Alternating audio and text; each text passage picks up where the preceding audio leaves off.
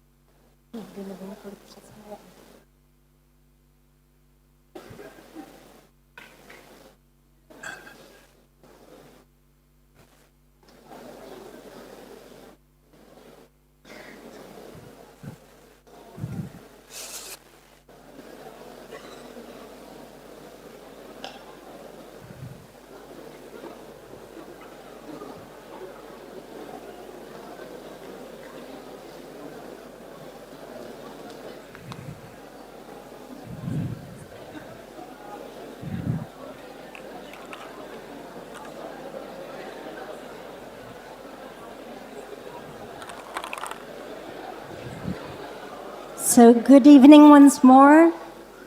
I would like to welcome our guests first this time, His Excellency the Ambassador of Netherlands, Mr. Dan Huizinga, and Regina Lokotová, the Rector of Archip, and Winy Maas and his Y Factory team, which is Javier Arpa Fernandez, Adriana Ramon, and Lex Telou. Dear students, colleagues, and architecture friends, welcome to the opening of the 7th November Talks in Prague. The lecture series started at this faculty by Zdeněk Zavřel years ago, and it is a lecture series on contemporary architecture which takes place every November thanks to the initiative and funding of the Stowe Foundation.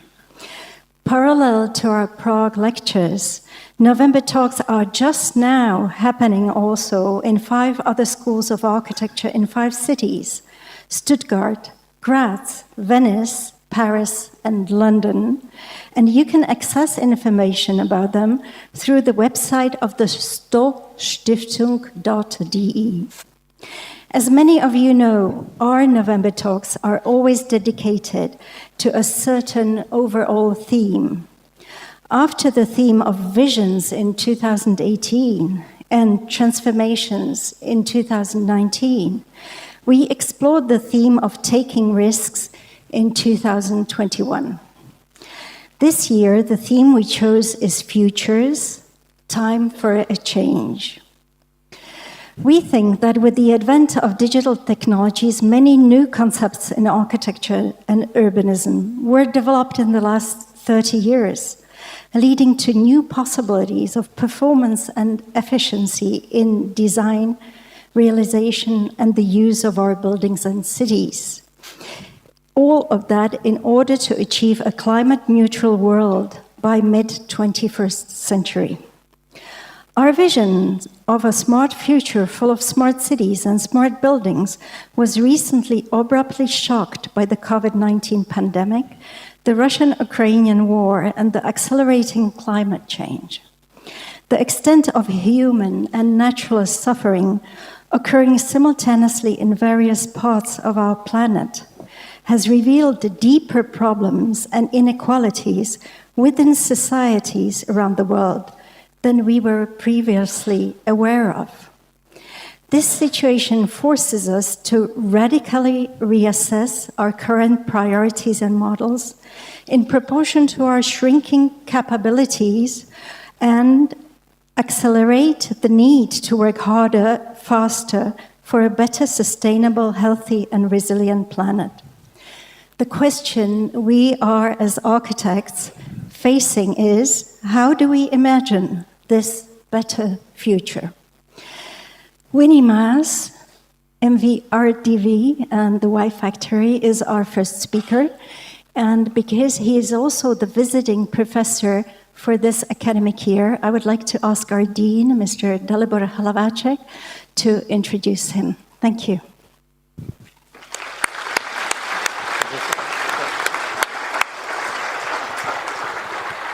Good evening, everyone. I'm so very happy to see our students in this lecture hall. I haven't seen it so packed in months. And I'm also very happy to see our professors here and also Deans Emeriti, Professor Zavřel and Professor Labus. My speech is very short because I think you're not curious what I'm saying. I think you're curious what Winy will say. But just to make it short, when I came into office last year, one of the first things I did is that I set up a permanent visiting professor studio. The aim of the studio was to attract inspirational personalities from abroad, to bring in new topics and new methods to Faculty of Architecture. And I'm very thrilled and honored that Winy Maas took this challenge and accepted to be the first one.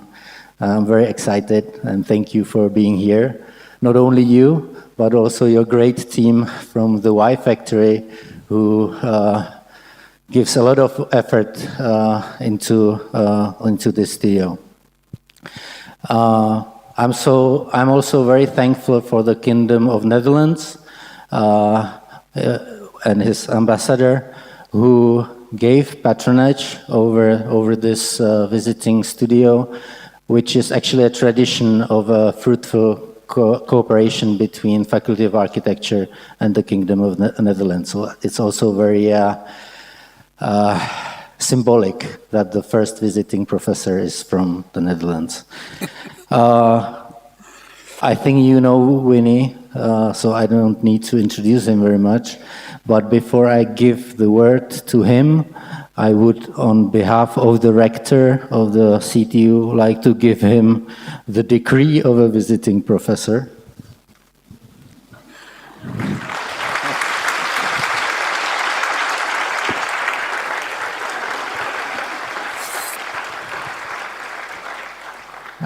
And I'm very much looking forward to your lecture and also to the whole year with the Y Factory and Winy here on the faculty. The floor is yours. Děkuji. Dobrý den. But that are the only words I know for the moment in Czech. So the rest I will do in English, so to be honest. But you asked me to deal with you, dear members of this academic environment, as a start of thinking with you on the future city. And the best question that I can always ask, and it's embodying, I think, everybody of this community, is what's next? Huh? And how to deal with that, what's next is. It will take 1.5 hours so to bring you through. So there are still some seats here, 3 and 4, so if you want to go down, that's up to you.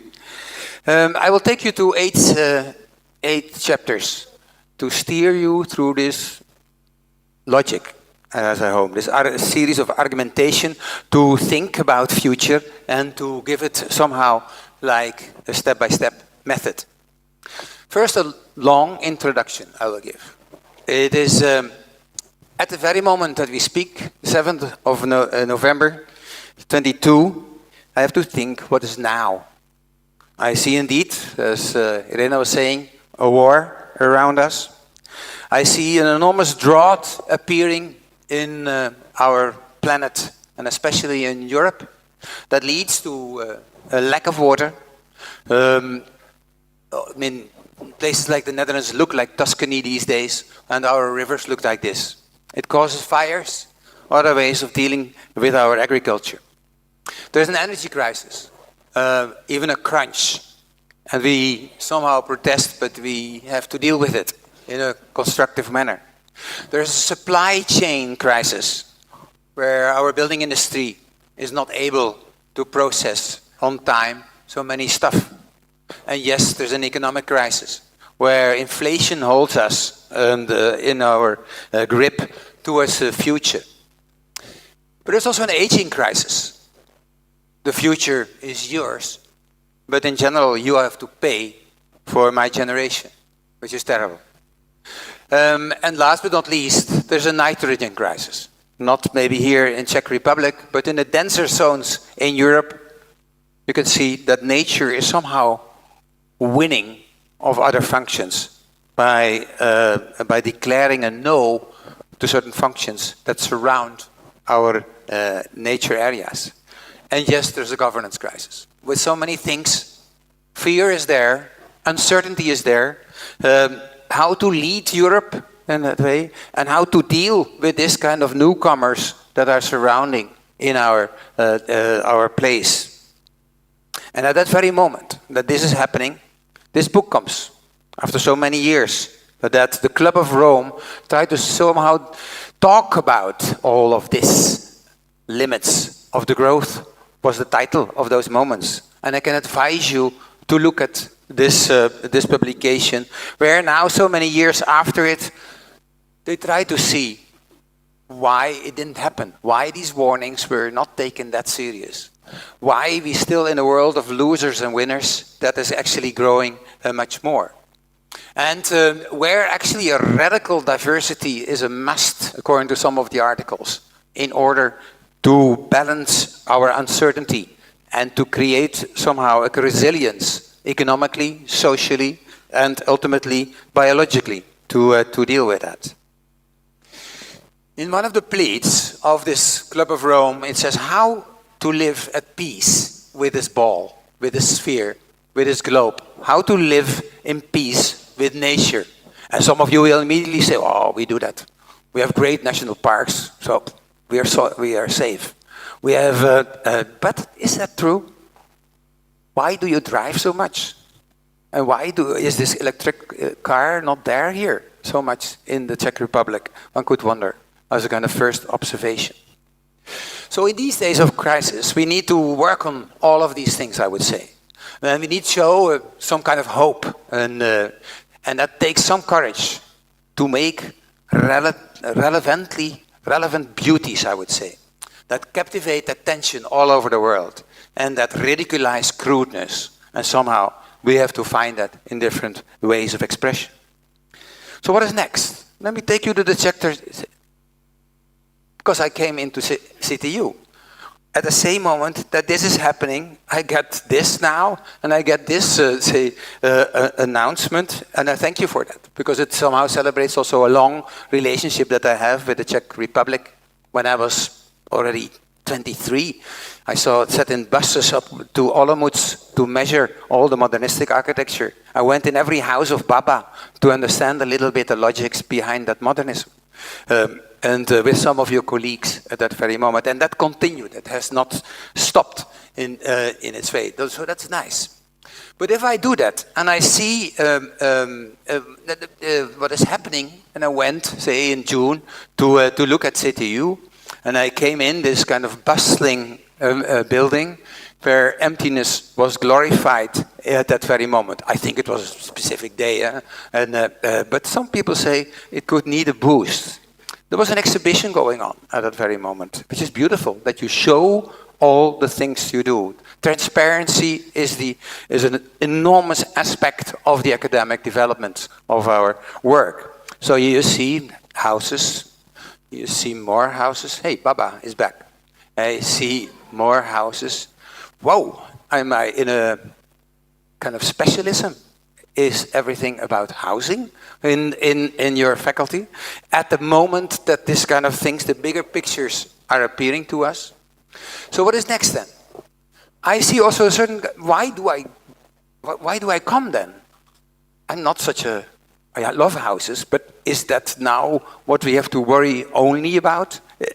At the very moment, I think some things are growing in and around Czech Republic. Your presidency of the EU, I hope it gives its fruit of people that come here, of saying things to the European community. And this is your agenda in that epoch. I hope it leads to a kind of EU agency on in that case, the reconstruction of Ukraine. This would be the safest, of course, to be it, not to place it in Hungary excuse me, Mr. Ambassador, but I'm in your territory, but there is what would complete to. And it's nice to see, if you look to the map of agencies in in Europe, then this part of Europe could deserve some concentration and some work on that way. Yes, there are more competitions recently also in your republic, which is nice, and in your area. And I will show some of them, because also I'm openly, I cannot have to show my things, and it helps a little bit also to discuss it, because discussions are not always very visible, as I notate with these competitions, to be honest. Here one, National Opera in Pristina.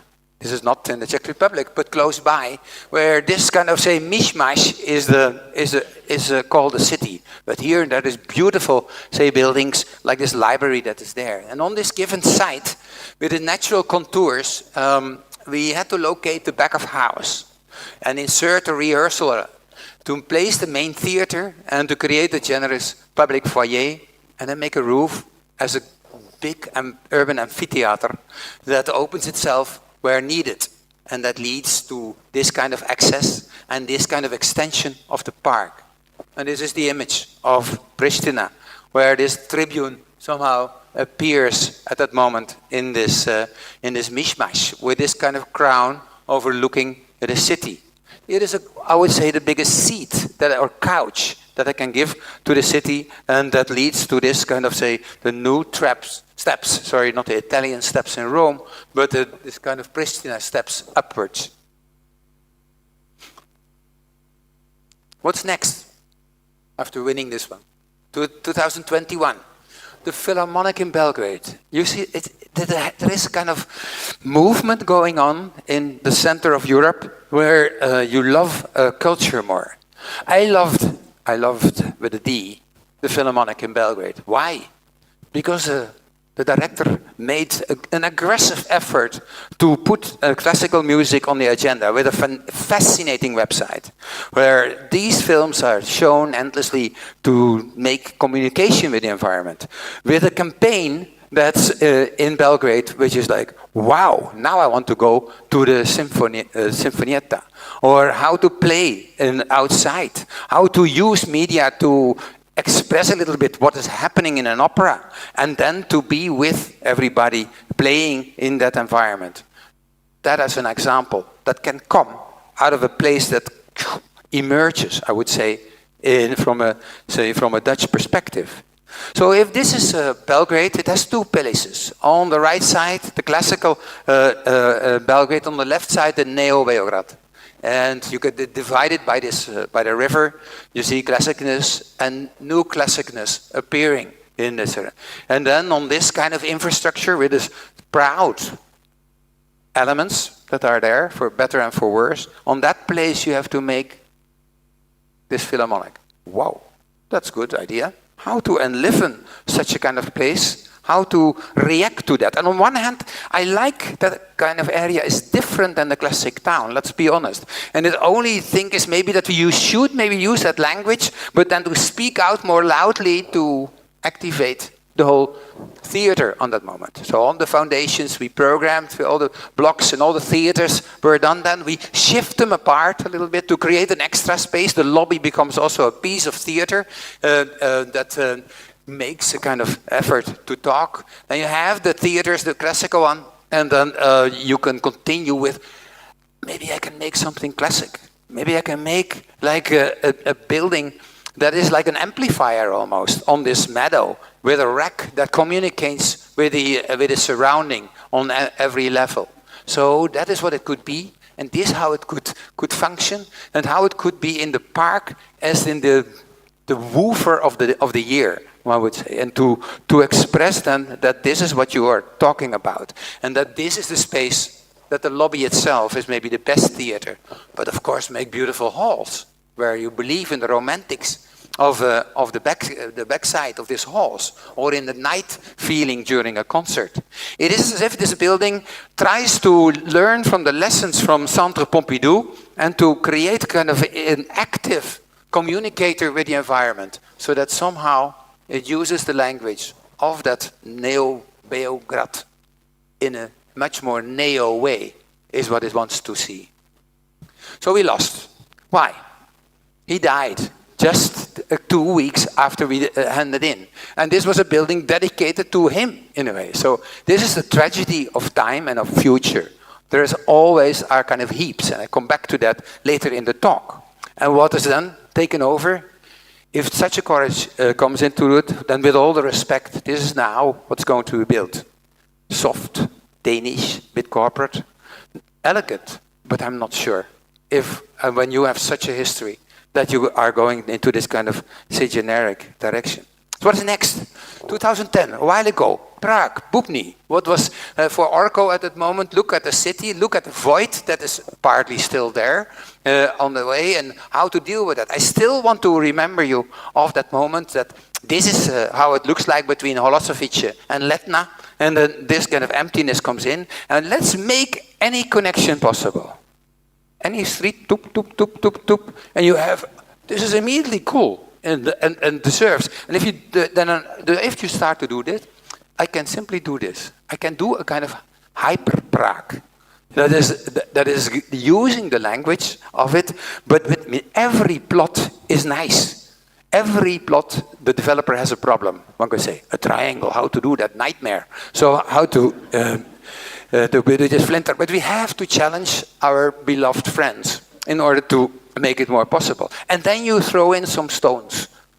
An old hospital, no problem. We lift it in that moment. A new mountain to copy Letna is why not? And then it's changed gradually into such a kind of composition with this kind of elements. Sometimes history repeats itself. And in places where planning takes time, and I think I have to admit that Czech Republic takes time for certain kind of processes. I say it friendly, no? Don't ruin my career yet. But then this is 5 years later. Wow, it comes through. But then, of course, in an optimized way. All square blocks and no surprise in it, in a way. And that was then the stage set for 22 when the Philharmonic competition comes into picture. So there's the place, in the backdrop, these monsters that are coming in. And what do? Of course, we try to make at that moment a better connection with the river. We spread this deck over it and lead it to the metro entrance. We open up the dike with all the trains that are underneath, and we make this connection everywhere. Then this is the program that you have seen also in the winter, where these halls take up almost 80% of the plot. Whoa. That's bigger than the blocks, that's fair. But couldn't we compactize it in a way by stacking them on top of each other? That leads to this infrastructure on -1, on a socle of schools, on a floating, say, platform of theaters, and then ultimately this restorative domain on top. You hang out the auditorium, put the infrastructure in, and then you make the structure, and you do a kind of echo. What is a nicer word for an opera or a philharmonic, is surrounding it that creates tribunes everywhere. Inside, outside, to be together in the most compact volume thinkable, where these voids are expressing itself. It's covered by pieces of glass and solar panels that make stairs inside and outside to climb this rock, this crystal rock, and how it is combined in this horizon. Here's this kind of, I think, most Czech element that I could make, and throwing that in your place. They told me, the jury, that it was not Czech at all. It was a kind of UFO that landed in. This is culturally interesting, because that's why I raised the point. How to interpret these elements, while on the other hand, you create this kind of new gardens, the music gardens. Man creates endless stairs and tribunes so that you can look to each other and talk about each other, where it surrounds these amphis and then lead to the viewpoints on different occasions. Soft, big, yes, very true. And how this echo is embedded in it. This is what you get. Maybe, and to look at it. It's smart, let me be honest, to my colleagues. And it's simply standing, it's a box with a good roof, one could say, how that evolves in it. What's next? 2022. I take you to Brno, and that was a while ago. and I love this project, so I want to explain it a little bit, because communication, as long as I understand, as a non-Czech, your communication is not always very clear or very thorough. So in this case, who knows this, and why is this, has this come that far? On this very site, next to the central station, say surrounded by the biggest traffic node of Czech Republic, in this kind of empty land, there, this institute has to be settled.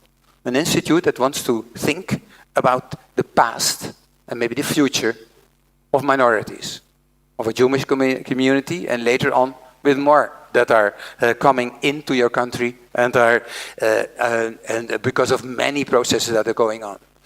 Again, some words on the site. As it is part, it's on this part of the city plan, next to all the cultural amenities and pedestrian connections, as part of the green, no, not whole green area, with this beautiful Ringstrasse monuments that are there. It is taking part in a concept to talk about that history. And this history is indeed very double-sided. On one hand, you feel guilty. On the other hand, you don't feel guilty at all.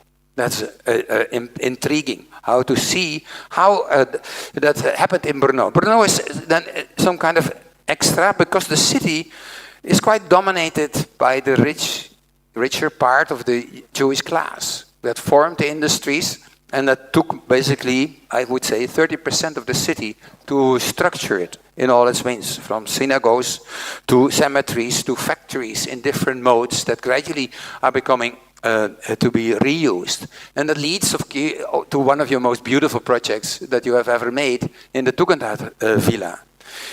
But then everybody is gone on the space. So there's no Jew is living in Brno anymore.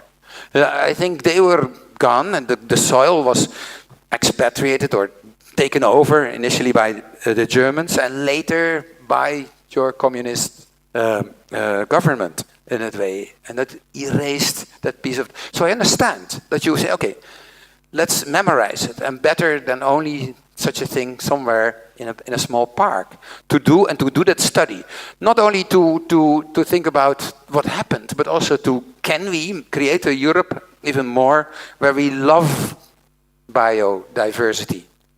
It is, if there's one piece of the planet that somehow expresses that, then it's this funny juxtaposition of countries that needs to develop each other together. There's a second part, which I think is in Moravia quite interesting, because it's not only Brno. Actually, almost every city or community has larger, say, communities of Jewish nature, like this one or like this one. And if I compare then I think about architecture of such a specific enterprise, that is different than making a house. Because there are millions of houses, so you can compare them. But what to do on the Holocaust, I didn't have any, say, connection with that. I had to familiarize. So let's visit some of the Holocaust institutes over the world. This is typically Holocaust Institute architecture, one could say. This one also. Here another one. I really find that most of the institutes are hiding themselves in neutrality. Actually, the hiding factor is more than it should have. Come on, you have to yell out this issue. Why do you hide this in such a kind of neutrality? Okay, there's a program that is about research, and there is a plot. And the plot is too cute because so that means basically, and here you see it on the last parts, that you have to build up minimally 4 levels, 3-4 levels to do it. Which is, okay, that's how it is. And we try to work on this project, on making a veil, showing the duality of this subject, both, say, how it is in your country, on denying and opening it, of welcoming and getting rid of. It is a veil that is also in the architecture and in the way how we have to think about it. So we thought that it might be good to make it kind of track towards Moravia. You start with the program, you make a compact say, footprints, so that you have a garden where you can pass the traffic, and you blend, say, and you bring it up to the top floor, where we can make Moravia. We can make a map over there that stretches out, and that you can, where you walk on it, you can look over the city and see what Olomouc did or not did at that moment. And to express that on that map, it becomes our device then to deal with all that processes. And by hazard, by coincidence, you get then this stretch. It is as if neutrality, avoidance, one could say, das andere, somehow stretches out to the specificness, to the site. And then these are the communities where Jewish people made their elements. If you don't make that as windows in this glass roof, as extra windows, and you stretch them to the bottom, then somehow I can make this kind of cupola in the very entrance, that when I look up, I see that community somehow already there in this void shape. And here how it touches the skin, how in these elements you can travel by elevators and by stairs, how you pass by in this process the different floors and end at that supported map with the gardens that surround it in this section that comes alive. Here, that's the apparatus of this paradox that you are doing. On one hand, it is there, on one hand it disappears, on the other hand it comes. It is what this trajectory wants to show, all from the bottom to the top. And action. This is a small movie of The Office. How here the effect could be seen in that way from coming in, and how it would lead to a map above, and how if you turn it, that you would see it from below in this new kind of cupola. A cupola, that thinks a little bit about some of the classic architecture in Czech Republic, but that faces then that combination. And with that element put on Moravian soil, I think you have somehow a trajectory between the past, between the city as it is, and heaven on top, to look to what had happened before. If I make a sequence around it, then this would be the veil that unveils that situation from the beginning as a lantern in the city, how it would be there, opening it up itself, leading to these cupolas, and then leading through these cones to the top where it disappears in the map of Moravia that is pointing towards the different directions of the city and the environment. Again, we lost. That's how architectural tragedy is. Normally you have to deal with it, you bet on some of the elements. But I learned a lot about your country and about the winner, the Japanese entry, a little bit more neutral in the best tradition, and a little bit more not so expressive, let me say that in that way. It's a choice of your wise, say, colleagues. So what's next? I notate also an emerging energy in, not only here, but also in Central Europe, and we need that. So I will illustrate that, what I call with the Tirana tales. When I ask some people in Czech Republic about Tirana, they have no clue what Tirana is. Isn't that country where they are bribing everybody and where whitewashing is happening, where corruption is the center? So let me try to give it a chance, because that is what this puzzle of Europe is showing. This is a map of the wealth in the world. So in general, you see some light colors in Africa and in Mongolia, but there, also Albania is on that part. A while ago, and it has the lowest GDP of Europe, and how to deal that. What's before? So who to be blamed? Is what it. I don't know if I can Hoxha, the dictator, I can blame him completely on that.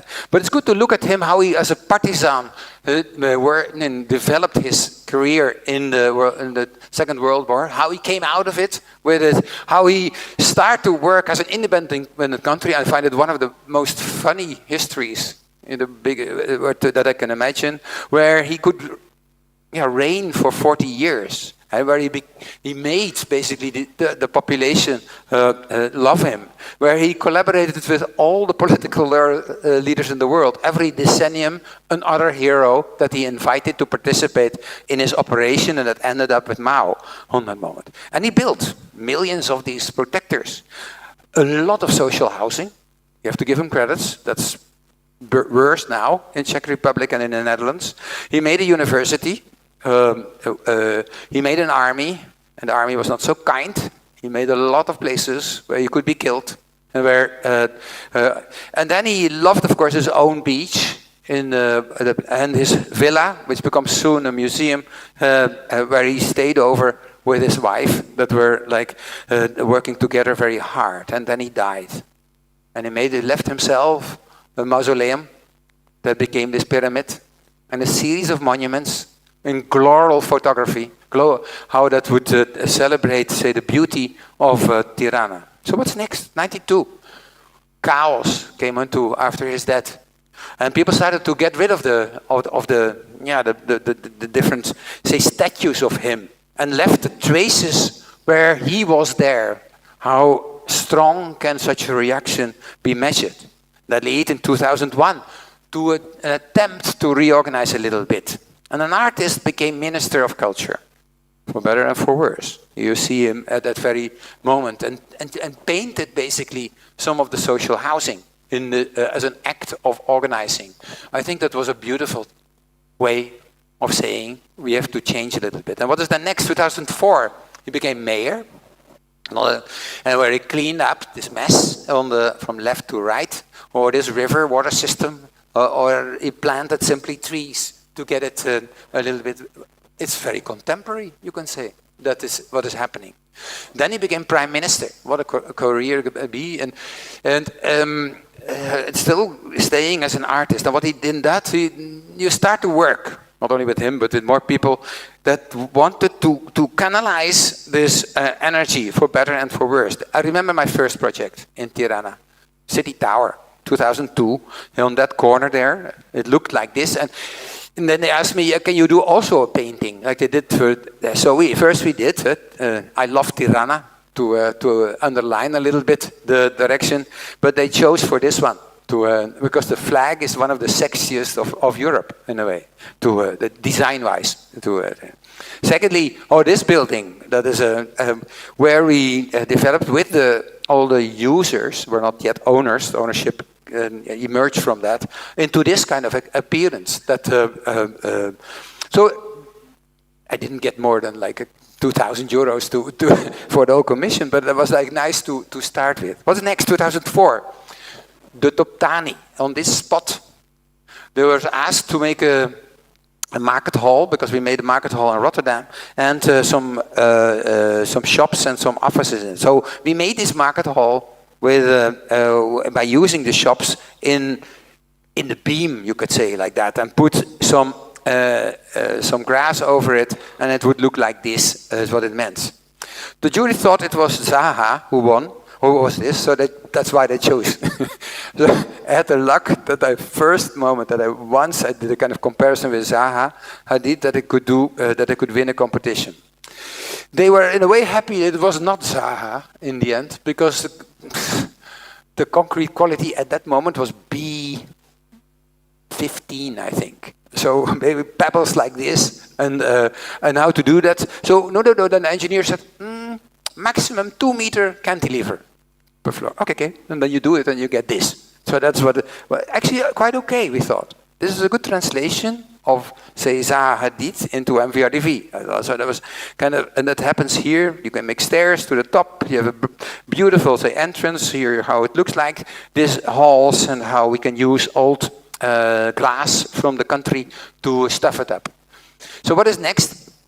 I was surprised that belongs with that, growing with a change in a country, that there was an architect that has taken over.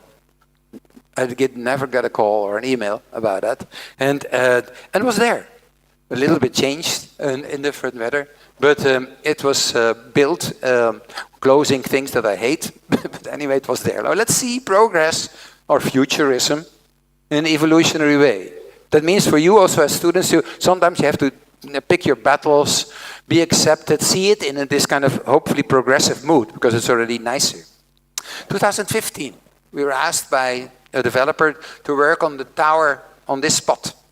You see the part from what is the effect of towers, and that becomes now the core of the tales of Tirana. Is like you are on Skanderbij Square, designed by Italian architect in the 20s, and then every tower has an impact. So this is our tower at that moment that would do. Okay, fine.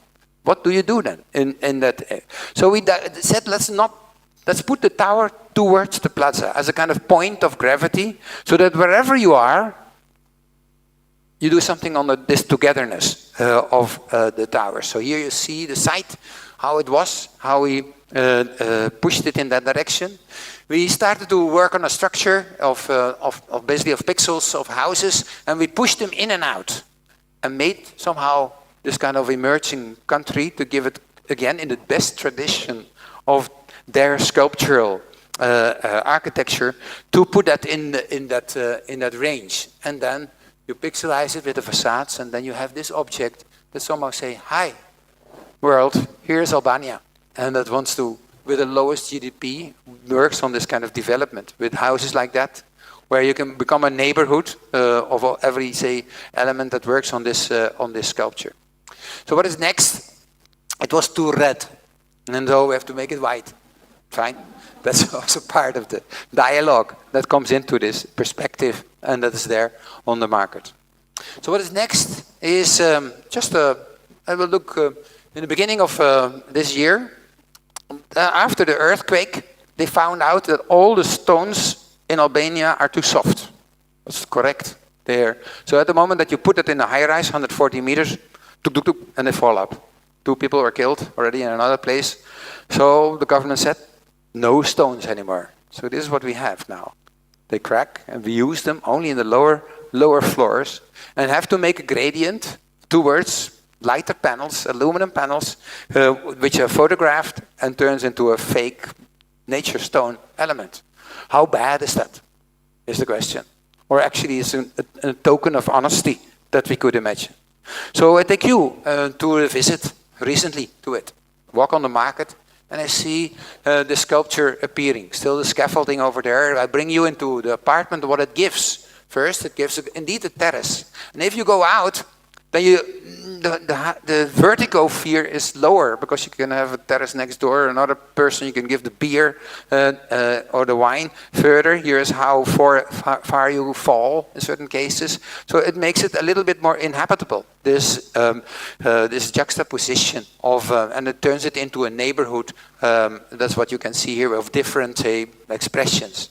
And then you get this expression which is there. And yes, it talks with Skanderbij Square. And by this, you can see now the picture how it is. And what is next? 2 days ago. Of course, it's Christmas starts, also like here. So he put on, my client, only the lamps in the Albanian map. I always warned him, no. The figurative has an abstraction factor. I come back to that later, because it's a kind of vulnerable element, to be honest on it. And they see it here, but actually, it is this what it does as an effect towards the city. So what's next? Skanderbij, the former hero of the country that saved Albania from this weird position between, say, Turkish and European or German forces, becomes gradually, I think, a fascinating next dimension. There was a plan, a French urbanist made this strict order of towers. The reality is different, and actually maybe more exciting. This is what happened already in these last 10 years. How many towers come there? Not only of us, don't worry. There are many. Stefano Boeri makes one. But there are Italian architects, French architects, participating Belgians are there in a beautiful collection. I would say this is the Tirana collection coming up at that moment. So what can we then contribute? Here you see how the main street is happening, how you see the center appearing with the new towers, and I turn my head and I see how this collection is appearing. Wow, that's courageous. How long do you talk about the tower here? And to make it there, and then you put them outside, preferably, while you have some of the most beautiful towers made on the planet in Žižkov. So what can I imagine that here is happening? This shows that energy to do something. So we're asked also to make one. Here you see the next step, and that way is on that spot, and it should also again contribute to the series of sculptures. So there was a discussion, can we also make the figurative into a tower? Oh my God, that's a different logic. This is not like what you normally do, but what happens? Let's see, look at it. This is the tower. This is how it adapts to the site, and how we can imagine that it could show a little bit the figures of the past, only by plates like Escher would have done. It is as if somehow this character looks a little bit to his country, like in a very melancholic way, I would say. The eyes are very melancholic in the end. That does lead to this configuration that looks now to his disciples in that sense. Over the edge or on the edge is the question. If everything is, how can we make characterful and contextual components that deal a little bit with the specificity of the site, with the culture history, in this case, of their architecture, that is very sculpture in that mode. Is it allowed to do that? Europe should give space for these experiments. That's what I can say. I know that architects can have a kind of culture of condemnation. If someone does something, bang, there you go. And you call your journalist friends, and then you are out. Happily, we are currently on the social media a lot, and then you have an open discussion. I will show that later. So here it is, and the construction at the very moment. Because you don't have to wait with a beautiful building next door. How it is, how you can see it happening and behind the scaffolding, and how, say, the houses are formed by this information. What is next? Halo is coming in, 2021. It's actually Skander 2, because the neighbor, that's the nice thing about this formation of density and making something special in a place, it pops up.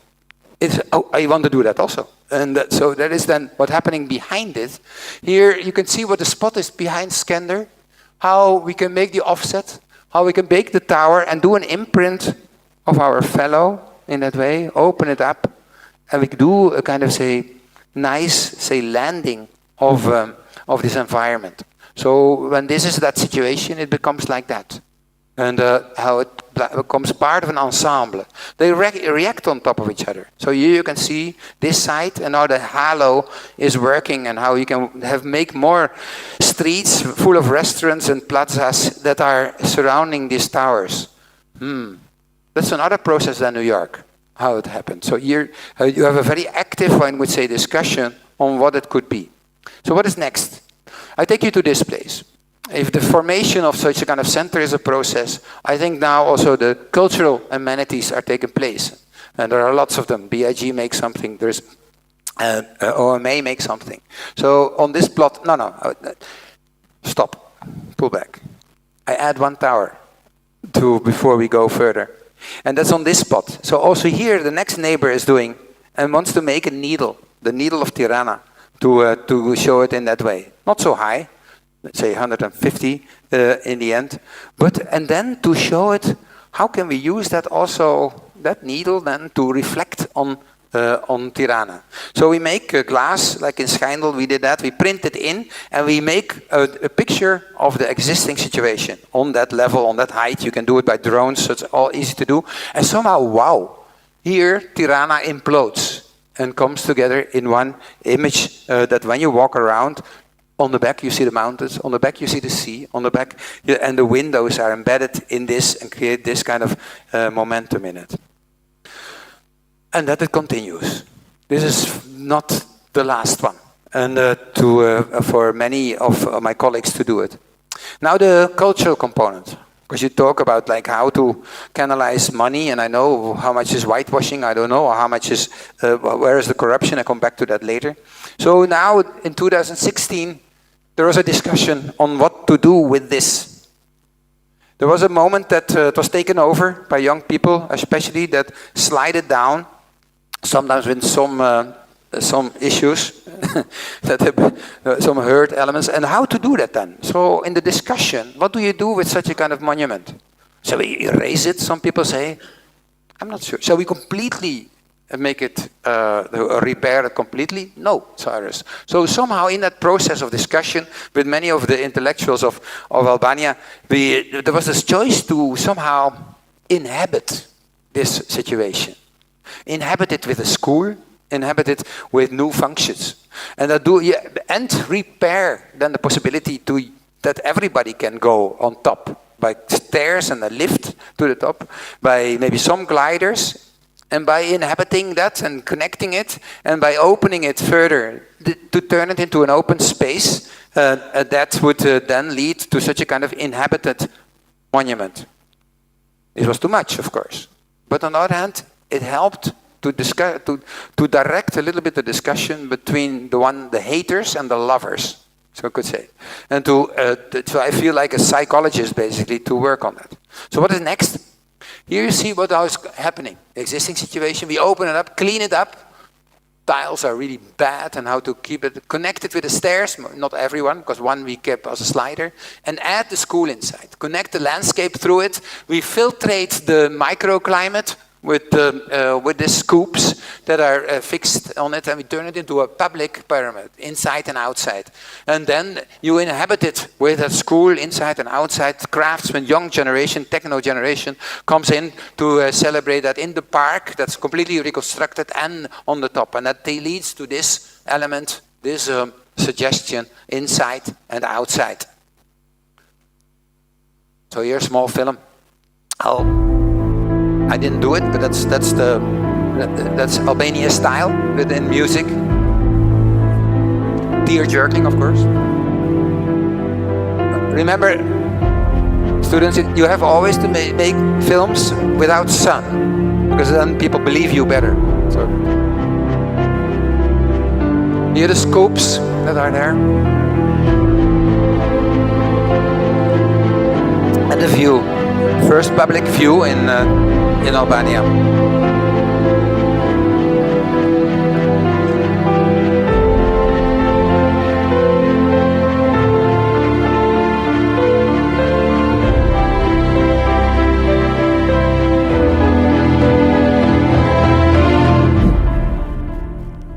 What's next? February 21, 80 opens the pyramid, and we start getting rid of all the elements. The statue was away. You can't find it. But we have a spot later to make him, if wished, he can be there again. There was a big discussion on how, that kind of outrage, how to do that. One, I'm considered as a foreigner, so that means my situation, even if I'm European, is of course an issue. But on purpose to have an open or international discussion could be helpful, and was explained what we did that. So we explained thoroughly this process in order to, there is always a choice, and how to balance the choice. What is a democratic choice? You should have maybe had a referendum like Switzerland does, or not, but that was not yet the case. And what is the situation these weeks again? So here the park with the settlements are coming of the different, we split the school and all its functions in different elements. And yes, this is of course the room like this, that is somewhere sprawled in the park. We go to the pyramid, the stairs are there, I can go up and I'm on the star that's on that roof and look over the city.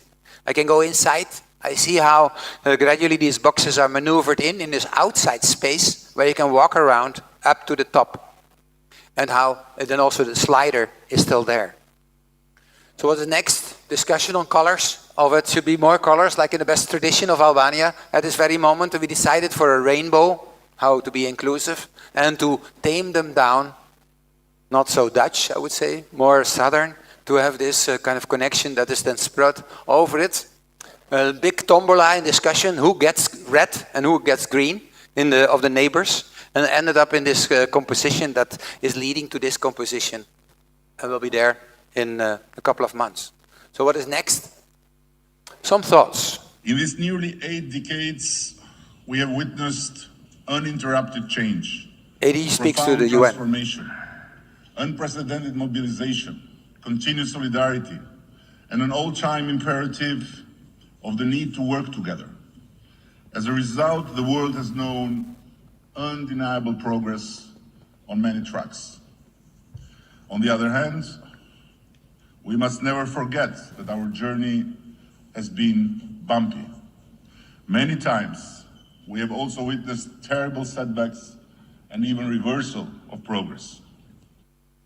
So, trying to explain basically the operation, I find it very courageous. I wish that Mark would give such a speech, my ambassador, in New York in the nearby future, to talk about that time, whatever it is, and as a kind of dwarf in our environment, this might help. And this is 2 days ago in the Netherlands, about AD. Are we ready for the EU? No.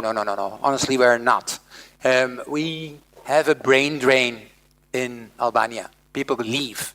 Architects don't stay there and go to other places. How to make a university that is sexy, attractive, and innovative is an issue. About corruption, yes, it's there, but there are more court cases, than per person than in Czech Republic these days. They act quicker, and yes, there are people now condemned as criminals, which is a matter of hope. And then, Mr. President, Rama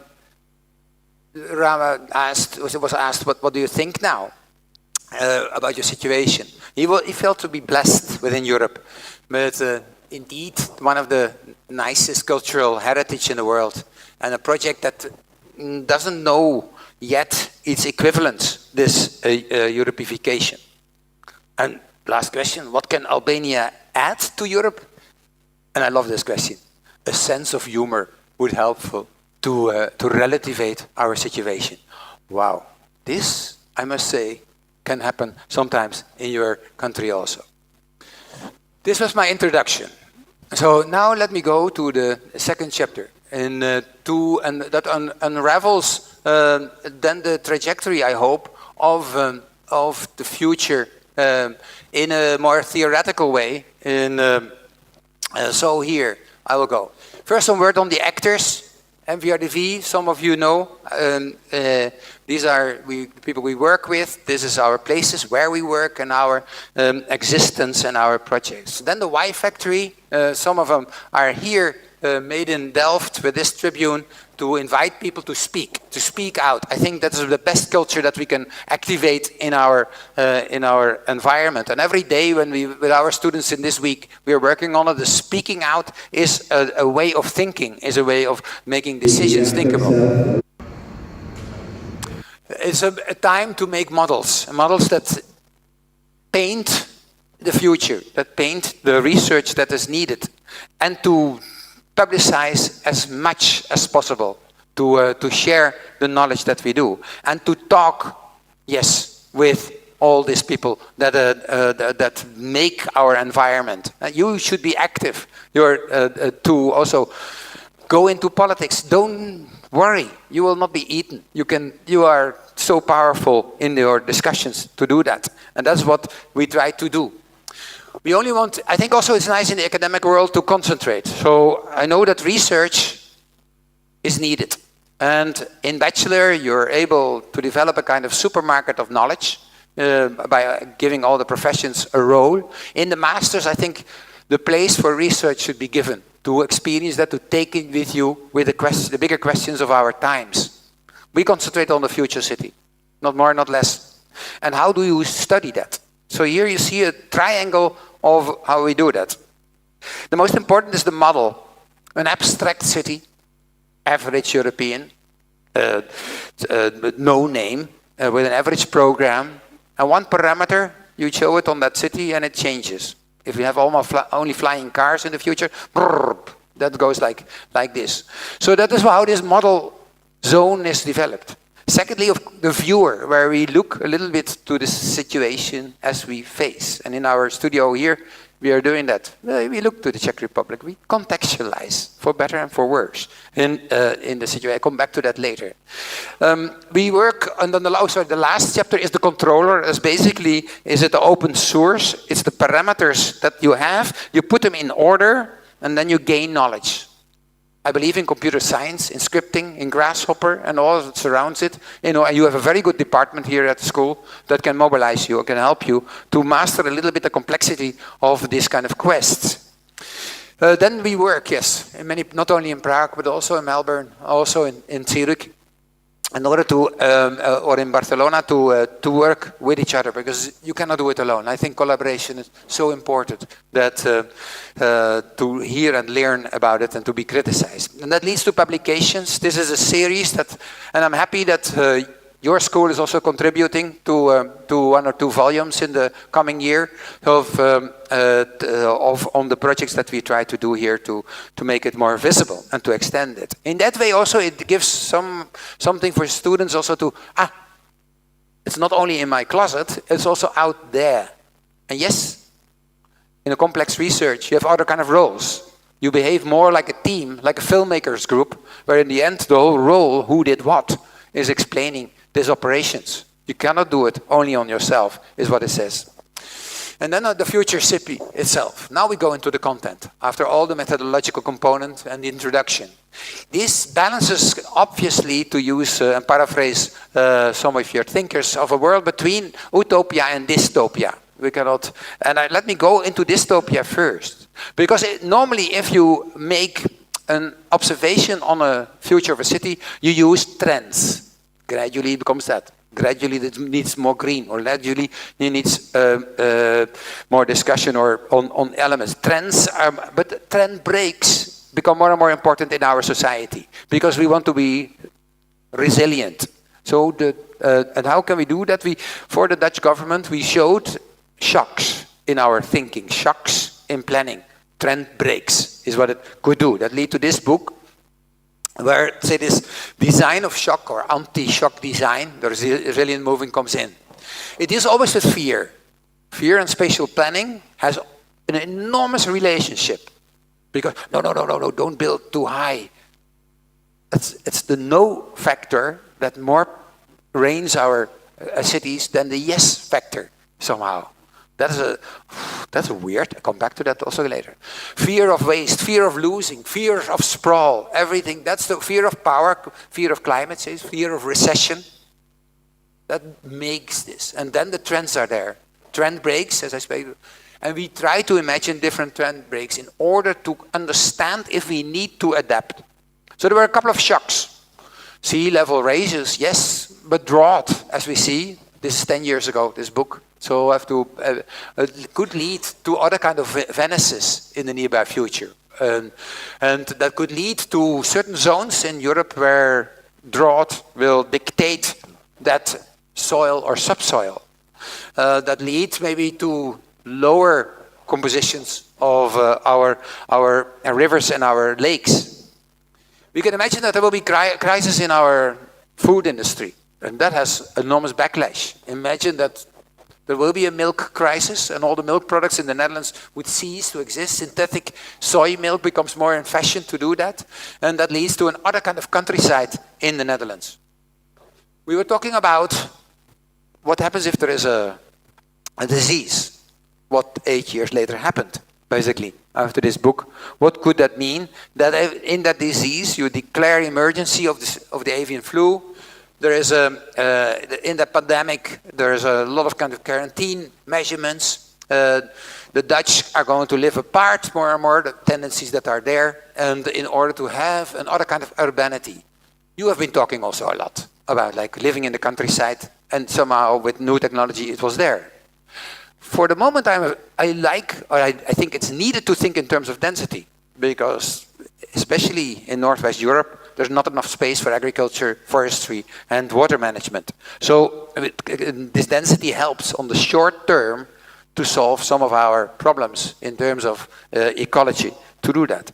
On the longer term, that might change. If we have technologies where I can freely fly or drive without any repercussion on energy, immediately we will have the widest sprawl. If any material in the future is biological, then it doesn't matter where we live, because we can, and it's adaptive, that could be done. So, but this would be a pre-step for doing that. Or another one, when a space lift is there, you know, there's this thing where it's about 10 kilometer high. It's actually a hanging element from a satellite, and that from where you can go to a potential, say, program on that 10K height. There's a moment that would lead basically to a zone around the planet where that would happen. That would around the equator, and somehow that would lead to new opportunities in, say, in Nairobi or in other places to facilitate this second skin that we are going to make in 100 years, 150 years, over time, over the future. And that would mean that, in this case, that places get also more attention and development, this belt around the equator. So dystopia can lead to new directions, is what it wants to say. But now how to steer utopia? You can do it by resilience, by the no factor, but I try to do it also with the yes factor, and that leads to an agenda. If I ask someone, a mayor, a question, don't you want to be responsible, open, curious?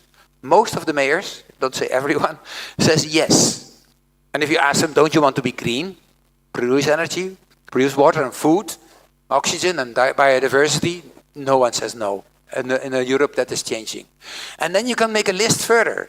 Who's against humanity or against socialness?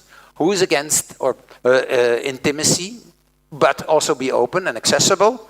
But who is against democracy? Some are still. But freedom is, I think, a substantial component. Or adaptability. Also, we know that for our children and our grandchildren, that we need to do. Diversity becomes more and more a key factor. And also historic, yes. History we love, but new things are new. So they need somehow kind of update. And in the end, architects also, don't you want to be lovely or beautiful or exciting? Most of them say yes, not everyone. That's the cultural component that some of you say, and that we have to monitor. So in short, don't you want to be wonderful, is the question that we could, where utopia could come out of it. Then I have a shopping list of things that we have to deal with. And I want to illustrate that it needs to be done on all scales. Houses, yes, your production of houses can contribute to that, can make a place more wonderful, or more green, or more open.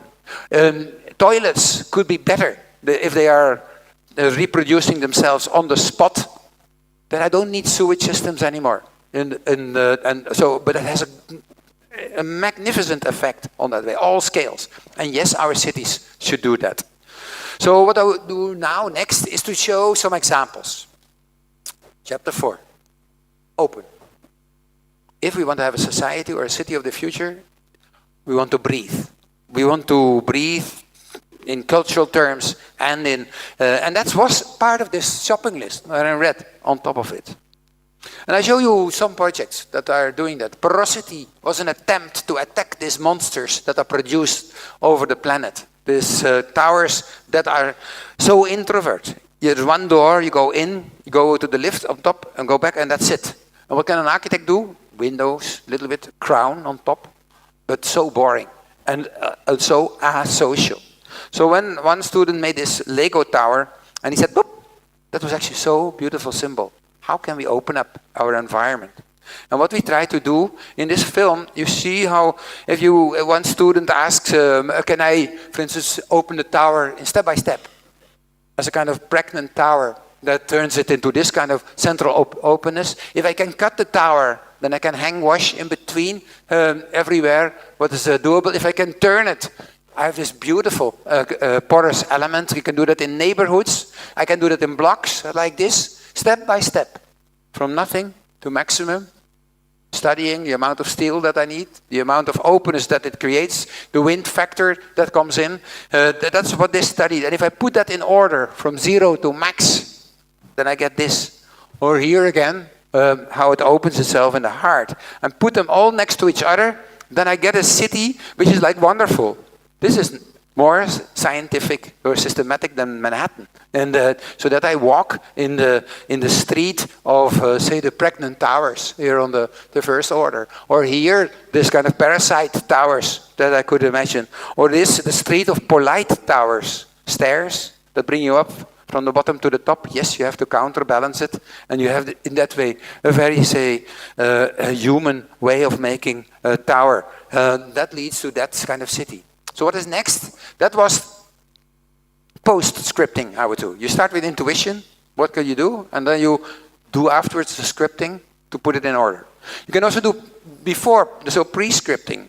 That means if I want to have a stair tower, these are my components on what to deal with it. You put it in your grasshopper, you see it, this is a section, how you can go from the bottom to the top with stairs. You put that in schematic, these are houses that are shifted with a certain angle because of the fire, and then you get this. You get something which is nicer than Escher sometimes in his paintings, and that you can walk from the bottom to the top and back again. If I want to make landscapes, same parameters come in. I decide to make landscapes like in the World Expo building in 2000, and then try to connect them, these landscapes, with these kind of angles. That leads to this sequence of grottos that kiss each other and that bring it to the top. Why didn't we do this? Why did we put so much effort in maybe in density but not in quality? Quality that can be created for the social aspect, for the cooling factor of such a kind of pockets that could be imagined, or the ventilations that could be improved in that way. And that we try to steer in this book on porosity. How much does it cost? How much does it validate? And then you have a beautiful series that you can see now in Centre Pompidou. They bought it so to get it over there.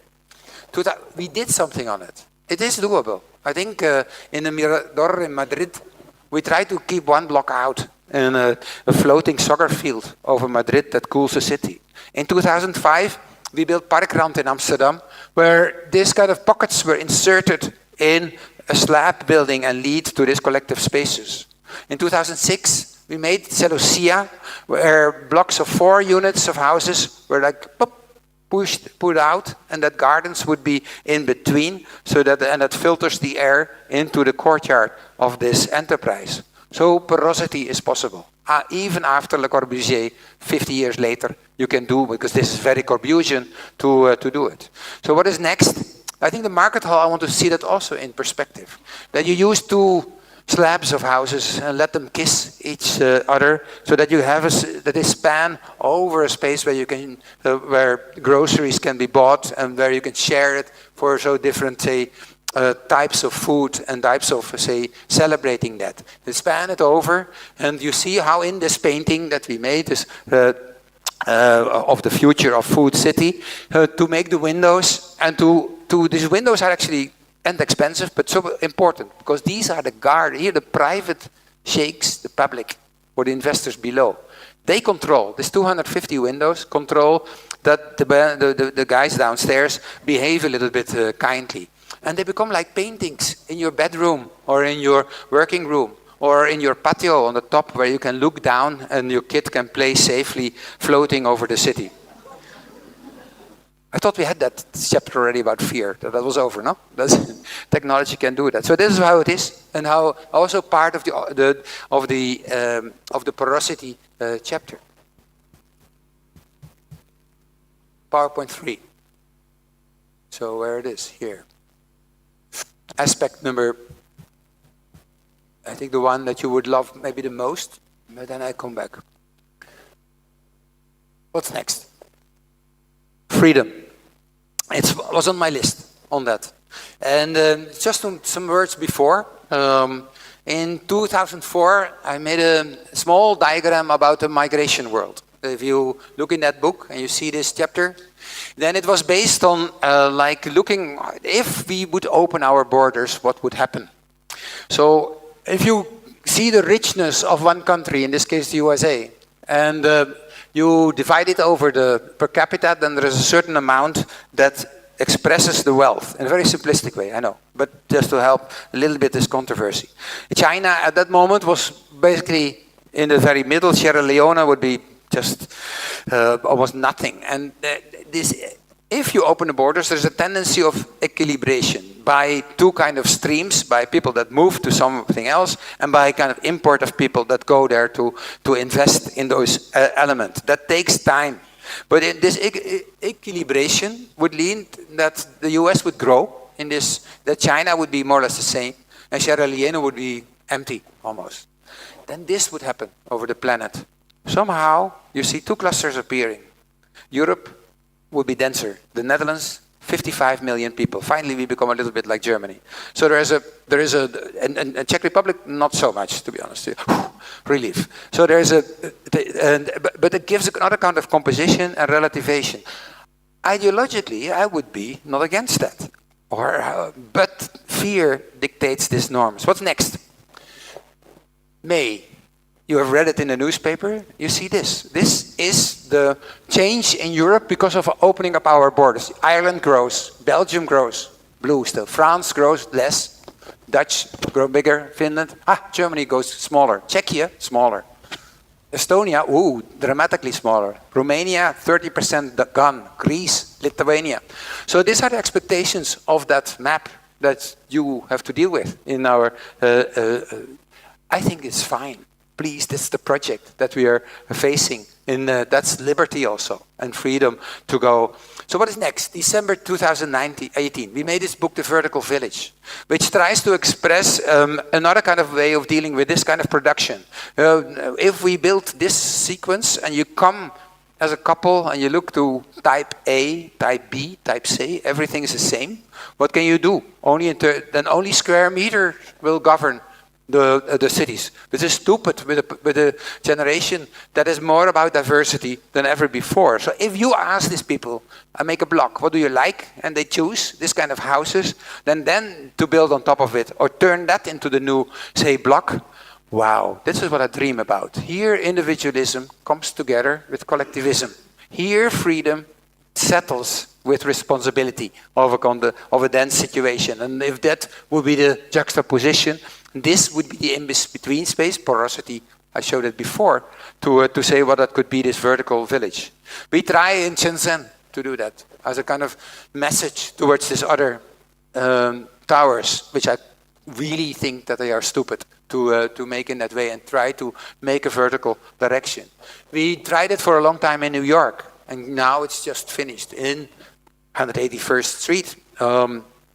Dominican neighborhood that wanted that our blocks somehow would be then stacked with a program and with colors of their environment, which leads to this juxtaposition. Cheap, it's not very expensive, but then how to deal with that and to make towers that you don't have in the midtown or in downtown, because there everything is glass or bricks. Here somehow now it yells out that this population here next to Washington Bridge is there. I go in, I see how these blocks come together, how the terraces create spaces. I love this wedding space. This is my favorite, with a view over Amsterdam Avenue towards completely down. It's a tearjerker for any marriage that you could imagine. And then to the courtyard. That's used now by the Dominican neighborhood to celebrate. I bring you to Rotterdam, also an example of this vertical village. We made this extension of the UNESCO neighborhood by montaging the new houses on top that can identify themselves in their own way. Here, a kind of small farm, you could say, where you live with your kids around this garden and have a view over the city. It yells out that we need to go further. This is not Photoshop, this is real. And yes, you can see it here in any tower that Rotterdam says we can do this in another way. I was fond on my stairs to give access because I think I hate this stupidity that you have to go inside, go up, go back again. You see this guy who is sitting there and no, you cannot go up. So but here you do it freely and you like to do it with friends and you enjoy the view and you photograph yourself on this new city level that we are then creating by itself. So that means that when this is this Bovenstad, this next city that we do, when this was the project for 2 months, 400,000 visitors, and then now it's like that this is the proposal to add now to it. That this station becomes interesting in the end. Our theater, nicely in the end. The department store, the Bijenkorf, the town hall, please do. Also, Jo Koenen has to help a little bit in this situation. Of course, I will do it also, no problem. This leads this summer to this activation of the NAI, where people climb the stairs, and then finally we have also our Corbusier in a pink way, celebrating this inclusivity, where we can look over the city, celebrate it. It was super nice this summer to do that. I dream that I can do it here on the Rudolfinum in the end. One stair on the Moldau and whoppa, then I can invite you there up. When do we do that? Where are we waiting for that moment? Maybe we can help each other to get that done in that sense. I'm happy with the rooftop walk, also as a celebration of that villageism. This was this summer also, with the first long span bridge for pedestrians between two buildings. Finally, you can say that this film of this German guy in the 30s comes alive in Rotterdam. And so here you can see how it happens. You climb the stairs, go further, it becomes a village, yeah, I know. And then find this point of making the step over the Koolsingel. Of course, people walk in the middle, they're a bit afraid in that way, some not, they celebrate it, and you are crossing this gutter, and then you see all the tests that we try to do to make this, to work with the roofs. It is every year, so I hope next year to come up with the next one. I'm not going to tell you yet what it will be. It will be fun to join and to get this finance together. This leads also to a policy. This is the map of the rooftop plan. So, on Wednesday, we discussed it with the minister. Where do we put this 900,000 houses in the Netherlands for the coming 10 years? So one of the operations is to use the roofs of all the schools, of all the public buildings in a way to facilitate somehow that. And that goes ahead with rules, as you can see on the left side, with a catalog of possible interpretation and with a vision that could look a little bit like that. So that this kind of extension is humanized and becomes a small scale. I go further with the chapter chapter. I theorize together with the Y Factory on we go. Why we go? Yes, it's from me to we. Because this is, I show the expression of individualism that's there. It's fine, it's freedom. That is but how do we share then the space? And how do we make that we part? Here's some images of the landscapes of egoism that are there. You see my skyscraper in Mumbai. You see my jumbo jet in Scala. You see my personal suburbia in Johannesburg, or my islands in Dubai. You see my retreats in the Hamptons, or my swimming pools in Saint-Tropez. You see my proud dead ends of this story that is in these maps. How do we do that? Dream homes. So let's do a kind of Pinterest action of like mix all the styles that you want. You choose. You can do it. And so we did that with many partners to see what would that, if you pick that, you get such a kind of blender, a word that comes back in our team later. And here are some examples of what that could be. You tame the tone, percent, this how it is, and this is what I want. I mean, that's what you say you want. I don't know if you want it, but that's what it is. It helps for already mitigating a little bit this I factor. Let's extremize. If we become very egoistic, that means that I solve everything in my house. Tendency of COVID. So here you see how much food production I could do. I put a skin around it, and this is how I live. So where is my neighbor? Somewhere there. This is how we behave. Oh yeah, we meet sometimes for a soccer game. But then we go out of it each other well. The capsule life is coming there. So I try to mitigate in that way. So what was before, I think in the double house in Utrecht, here you see it, there is a weird house. We try to talk with the neighbors. What is the best composition on these 4 floors that you have? And that lead to this amalgam, this Chinese puzzle of living together, and actually to spaces that are beautiful and surprising because of the negotiation. In the Silodam, go to their website, you see that that's a complete juxtaposition of different neighborhoods. What some live in double high-story houses along a street, on a plaza, next to the canal, next to the harbor, and then they juxtapose itself to this cityscape. I still love it, because this makes it more pamphlematic in a way. We do it also in urban scale. Here's in Leiden, that's a small town in the Netherlands. I'm not allowed to say it's like the Pardubice of the Netherlands, but they love to build their own stuff. So you can see here we come together with each other. They select an architect. talking with an architect, and the architect makes a house, and then bloop, then you just do it. This is Baba 2, in a way. It's like, make it much more experimental, how it looked like, and then now the streets are there with these houses. Please visit them. One step further, Almere Oosterwold. Some of you have seen it. This is Amsterdam, Almere on the right side. Almere is used as an escape from Amsterdam, basically social housing, which is a problem, to be honest. Garden city feeling, going to be extended with another 150,000 people. This is one place, this polder, where it has to be done.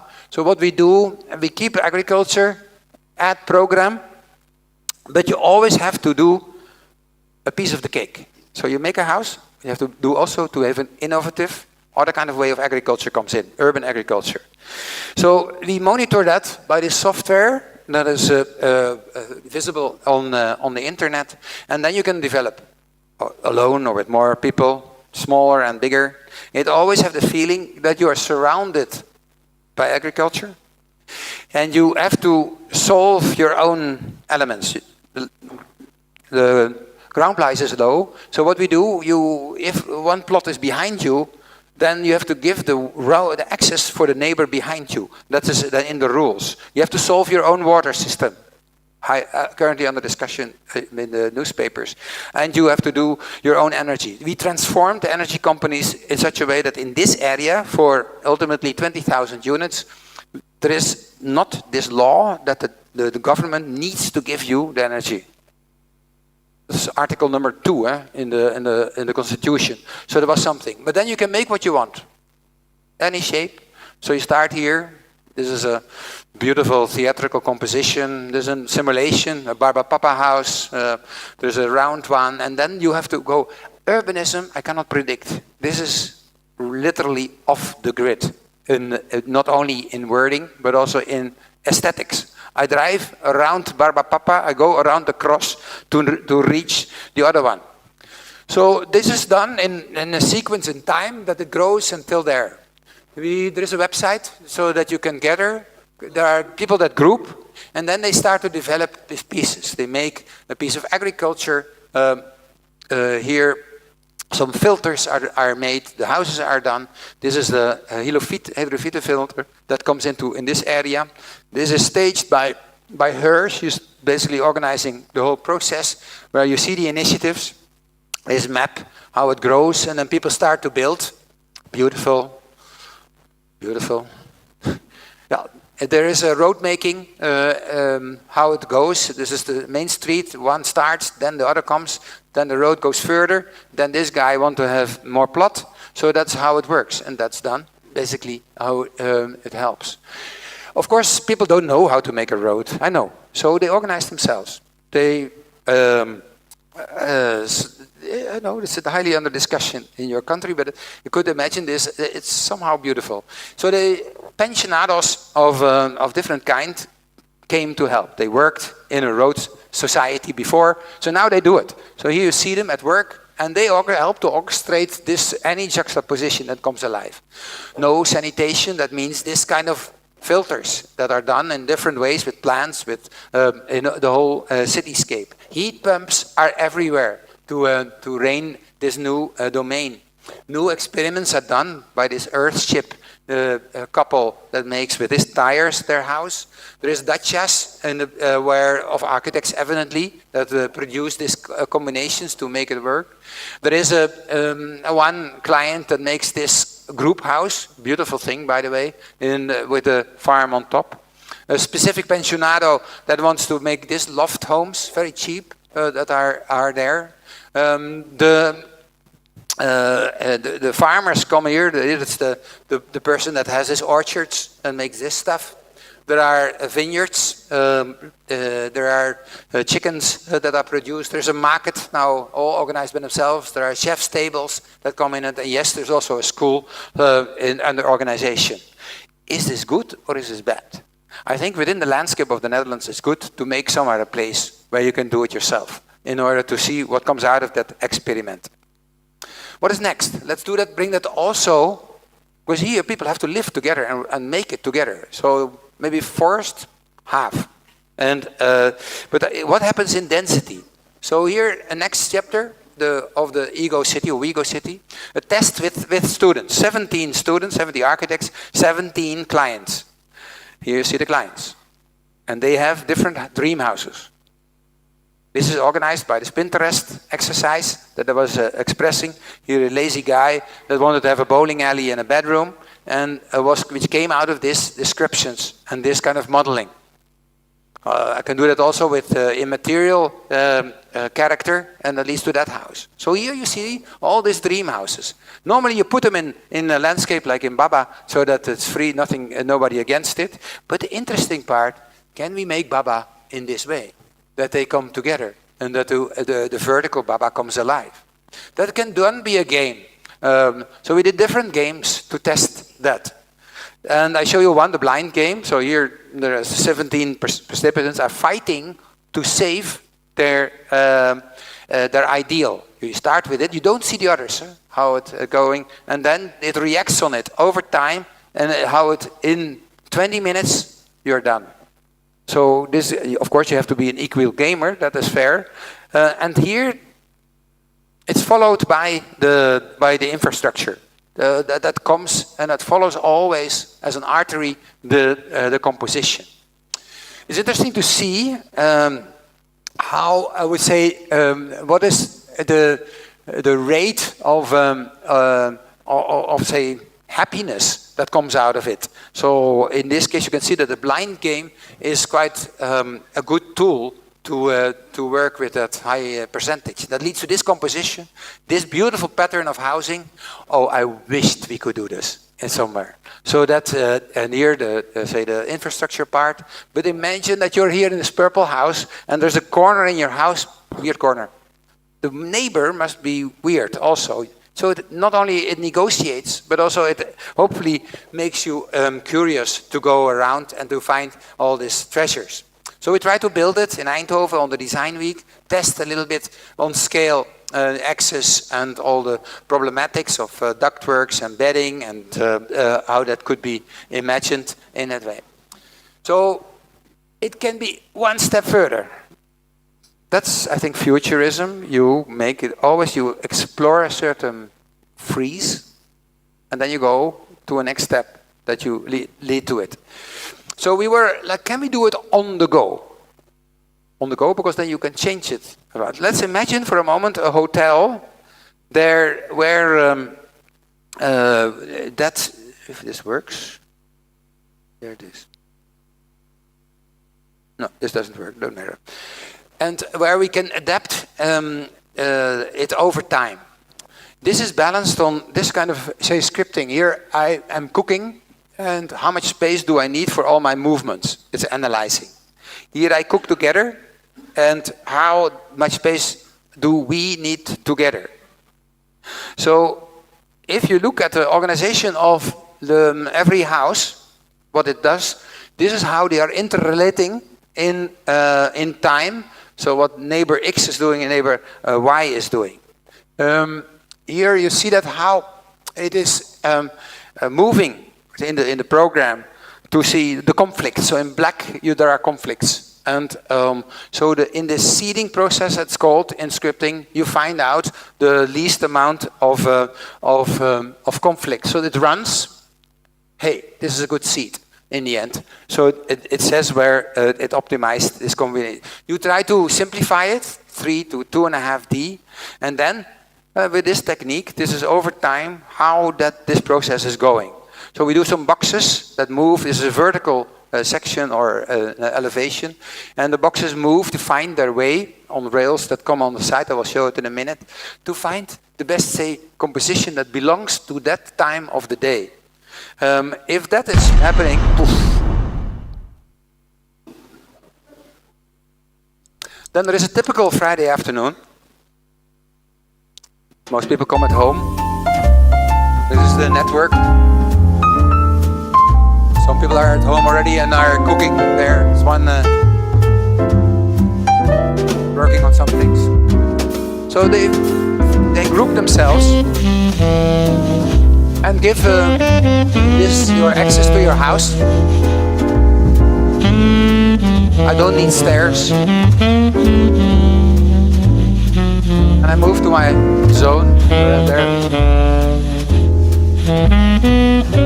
I need a kitchen, properly accessed with a table, and it comes to you. It was how to do that then, technically? There's a rail that you have, and how these boxes go around and find their way of maneuvering to the area. The components.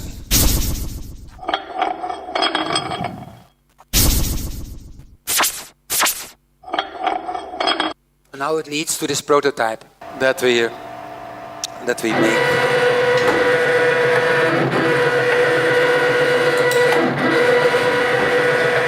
So this is a house, I would say, in the best tradition of house making, but in a way that this we-go feeling, this art of being together, can be celebrated with each other. What is next? My conclusion for today. There it goes. Because one thing I have not been talking about more on this list, and that's green, and which was part of the operation. So what is next? And I think when I was watching the BBC film on Chernobyl, then I was like, I was so fascinated by the fact that nature can take over, and that somehow with all the bad things that happen and happen there, it becomes something interesting. That it becomes more and more kind of forest where new, say, cohabitations are happening. So somehow this is a spirit that touched the world, and when it was on our screens. This was also one of the things to work on the Green Dip, a book that comes out in March, where we look what we can do with our urban areas. I told already about the density that we need the coming time. In total, our city is as big, everything together, as India. Or if you push it in one building, it's the same size as Madagascar. But Madagascar is for 56% currently and 68% in short time of the world population. And they're responsible for 70% of the CO2 emissions, 60% of total freshwater consumption, and almost the majority of energy use. Wow. If we take this into a compensation, then I need 3 times the globe to work it out in all these matters. So this dream of transforming Hong Kong in something like that could be interesting. Or to give my my former employer a new context, I could imagine that kind of dream, that also Beijing would do this. So to make this green maker, this software, when you open it up, you see the species of the world, and every species in every biome has an amount of things it needs and an amount of things it gives. It needs soil, maintenance cost, it gives oxygen, water, evaporation, temperature drop, and that counts for every species in every, and then you combine it with products. You go to the future IKEA and you see this kind of things that help you to make this environment. Better roofs, better balconies, better ductwork, I could imagine. If you then open up a canvas, let's say Manhattan, and I tried to cover it with the species and these products, and I do that for anything, for the tops, for the walls, for the interiors, and for the outside space, then this would be my new Manhattan, and which gives something to the world back of what they do. And I dream at that moment of like a city in Fifth Avenue would be finally nice and have this kind of experience on this kind of interiors. Dubai would make sense maybe if we think about that kind of say situations in a specific manner. And that leads to, if you calculate that for every city, then this would be basically the results of what it would give and would take. And it gives 1 degree of temperature drop, plus minus, for the whole planet. But it's something, I would say, to give it on our agenda. So what is next? I forgot my animals. And the biodiversity class is now making this book on making this pyramid of fruit and food chains.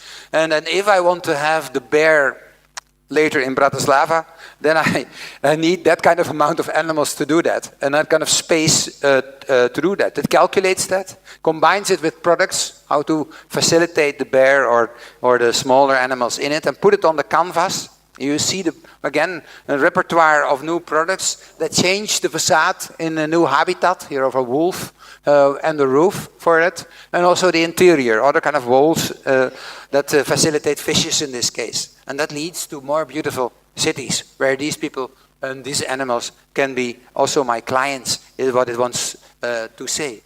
And what is next? I think in Rotterdam, when we work on this site with a lot of water, where the museum suffered from this, we made this depot on this spot, quite a big thing. So we made it round in the park so that you can walk around. We make it smaller so that it doesn't touch the water level. It becomes almost like an ark of Noah, and make the ceiling, the top a bit bigger so that you have a viewpoint, and that you can replant all the trees that we have taken away, and that you can then celebrate it. I think this was an important moment in the project to show that we can continue with environment by mirroring it, and the curvature helps to look to the plaza, but also to look around the corner or to the sky, and then you would have this. The most important part in the context of this chapter is, of course, the roof forest that we could make, which we could study as a substrate of 1.5 meter, to have that on, train our trees for 4 years to make flat roots, and then you lift them up. It's a bit like you roll your hair up and put them together, and you put them again, and you spread the roots, they contact each other, and you have a new, say, network in the soil. And that leads now to this kind of plantations on the roof. And I'm happy that we could test that. So use any spot to test that agenda, I would say. Also in Amsterdam, recently, in this La Défense of the city, which is basically a monster of mirrored buildings and no life on the streets. We are asked to make 3 towers and a plinth. And we said, maybe it's better to crawl away a little bit, to make terraces and bay windows, pockets and extensions, so that we can regulate the wind, and that we can have a combination of intimacy for plants and for people, and exposure for social togetherness, and that reaches from the bottom to the top in its contextual facade. Done with Piet Oudolf, another technique we are applying.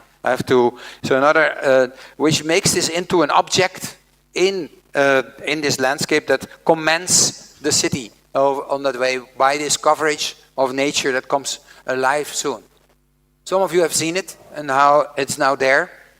How this scraped away gives space for plants and for a public path that brings you from the bottom higher up along the plants that are trained by Piet Oudolf, and then you can look again downstairs to the grotto which is there. It's nice that this was part of a dream of the developer to do this. So to transform, this is actually, he did it so without asking. And this is what I could imagine in that way. And what was nice the last weeks on Dutch television that the 2 ladies that make the gardens are interviewed. And they are a combination of alpine persons with horticultural experience that do it now. And they train the plants, go into it. That's what it costs. Is that too much? And every developer says, yes, you can't afford it. No. Maintenance is part of our society. So you have to do that. Can we do that more in Tainan? This is Tainan in Taiwan, which looks ugly, basically. It's completely gray. And we are asked to do something with this Chinese department store, which we basically cut away, keep the remnants, and flood it with water, so that there is a kind of cooling bubble within the city, with trees that keep it over there. From the very beginning, people liked it. The temperature drop is sincere of this urban pool. It changed a little bit the cultural component. Taiwanese people, especially older people, they're not like Danish that want to swim half naked in the public space. But it's happening. It starts with the children, goes to the students, and now Daddy is also participating, as you can see on these slides. And how it is, recent pictures, how in the evening it becomes this kind of component where you can hang out. The technique is sincere, how to do that. With what kind of pebbles do I do that? How do I do the cleaning? What do I do when there is dengue and I have to get rid of the mosquitoes? You have to lower the water at that moment and then they go away. Don't worry. So that's all tested about it. And then Not many adults in the water, right? imagine the future Staromescu Namiesti like this. And it would be, then you would have a cool part now in the city. So what is next? I think the Tainan Market Hall, the same place, is mainly a farm with a market below. And looks like that. Very simple in a way. So there it is. A couple of weeks ago, how it's now structured. And how we are working now on that roof to get people there up with the different contour lines to make that farm on the top and that restaurant over there. So any project might help. That's what I want to say. And it's more than green. I also in Taipower, a new office building on the coast of Taiwan, facing mainland China. On this side, with this envelope, we had to subtract. We try to maximize it for solar production. And that leads to this cutting away, to this shaping, and then to a covering of the panels that are oriented towards the perfect direction. And you get this solar rock on the coast of Taiwan that says hello to everybody that wants to go there. Yes, also the doors are part of it. Also the windows are doing it. And then I can do a kind of hyperbole, because everybody makes solar panels, I know. But when to make it more apparent? And we need these hyperboles to make it more visible. We have to exaggerate, is what we want to say. And also in Shanghai, a building where we cover this with this carpet of solar panels that create this a space in between where a kind of climatic shell can be done, and how a couple of weeks ago the start of the building was happening. I bring you to a larger scale on that.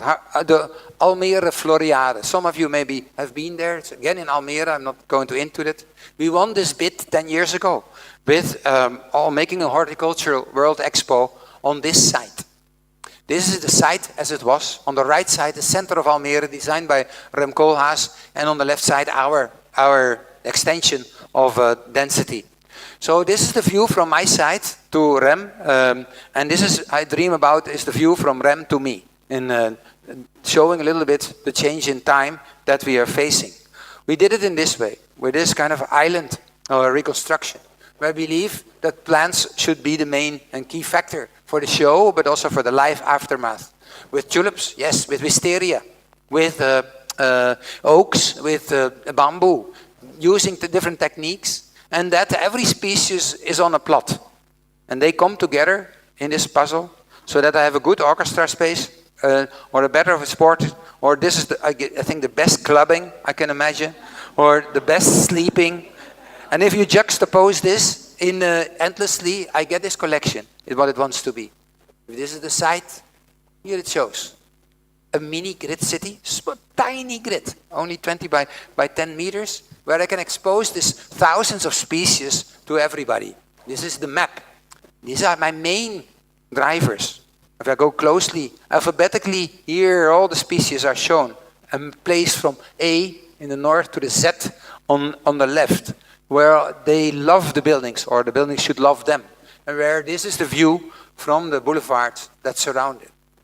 Again, scripting comes in. I advise you strongly to work on this computation part, to give the coding to the species.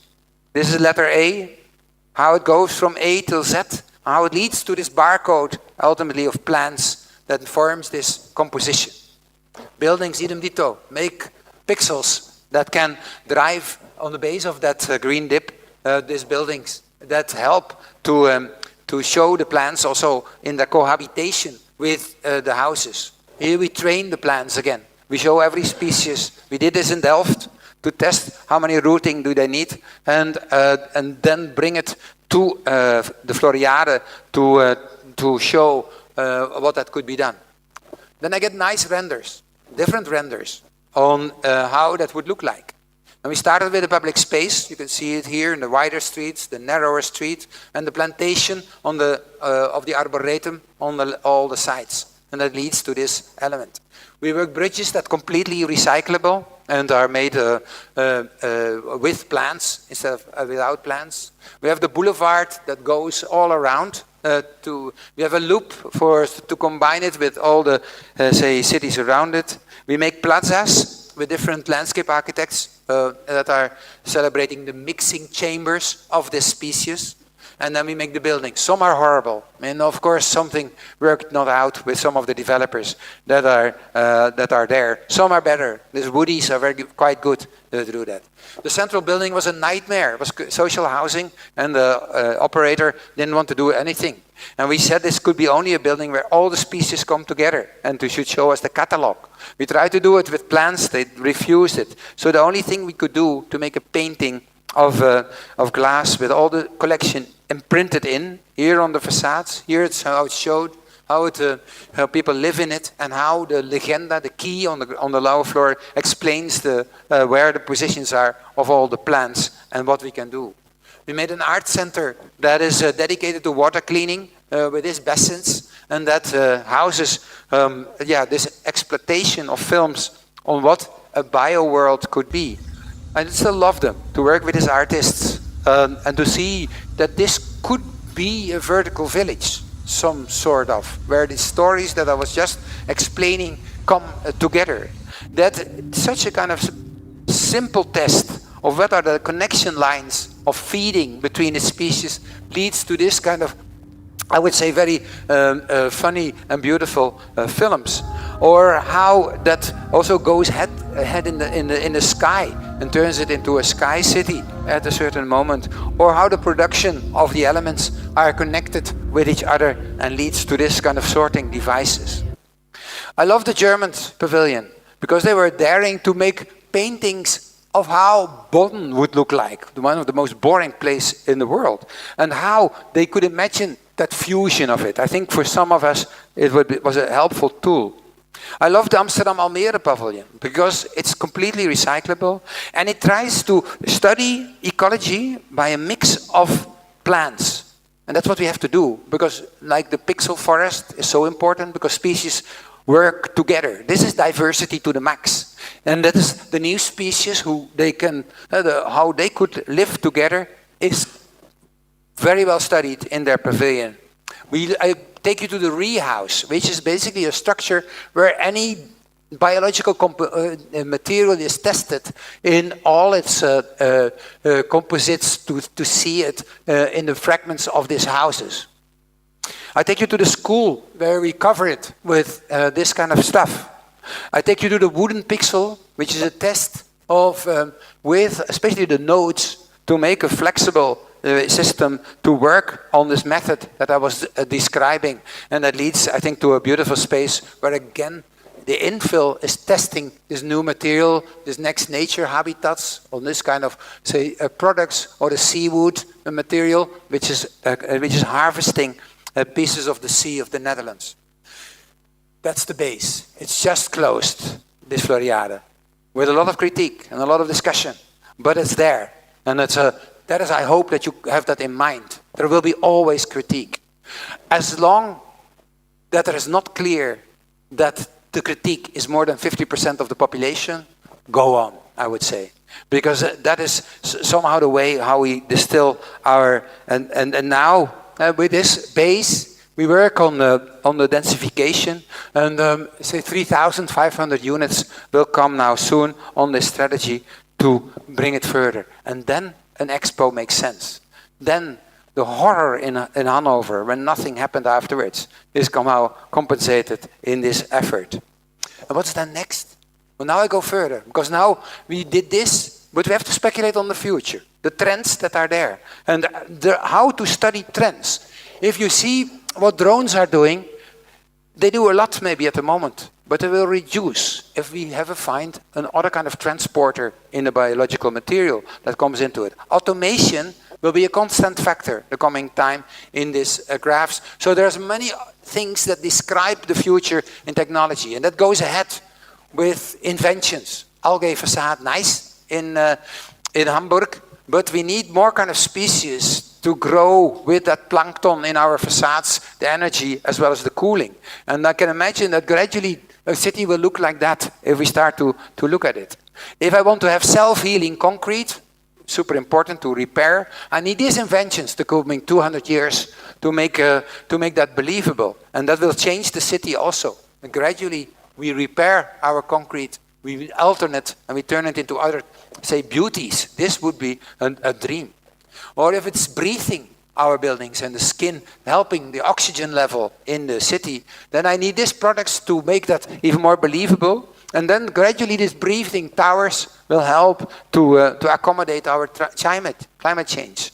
And 3D printing is nice, but in the future we need smaller elements to print it on time on every spot, like bees that repair our substance and that gradually turn this kind of accommodation.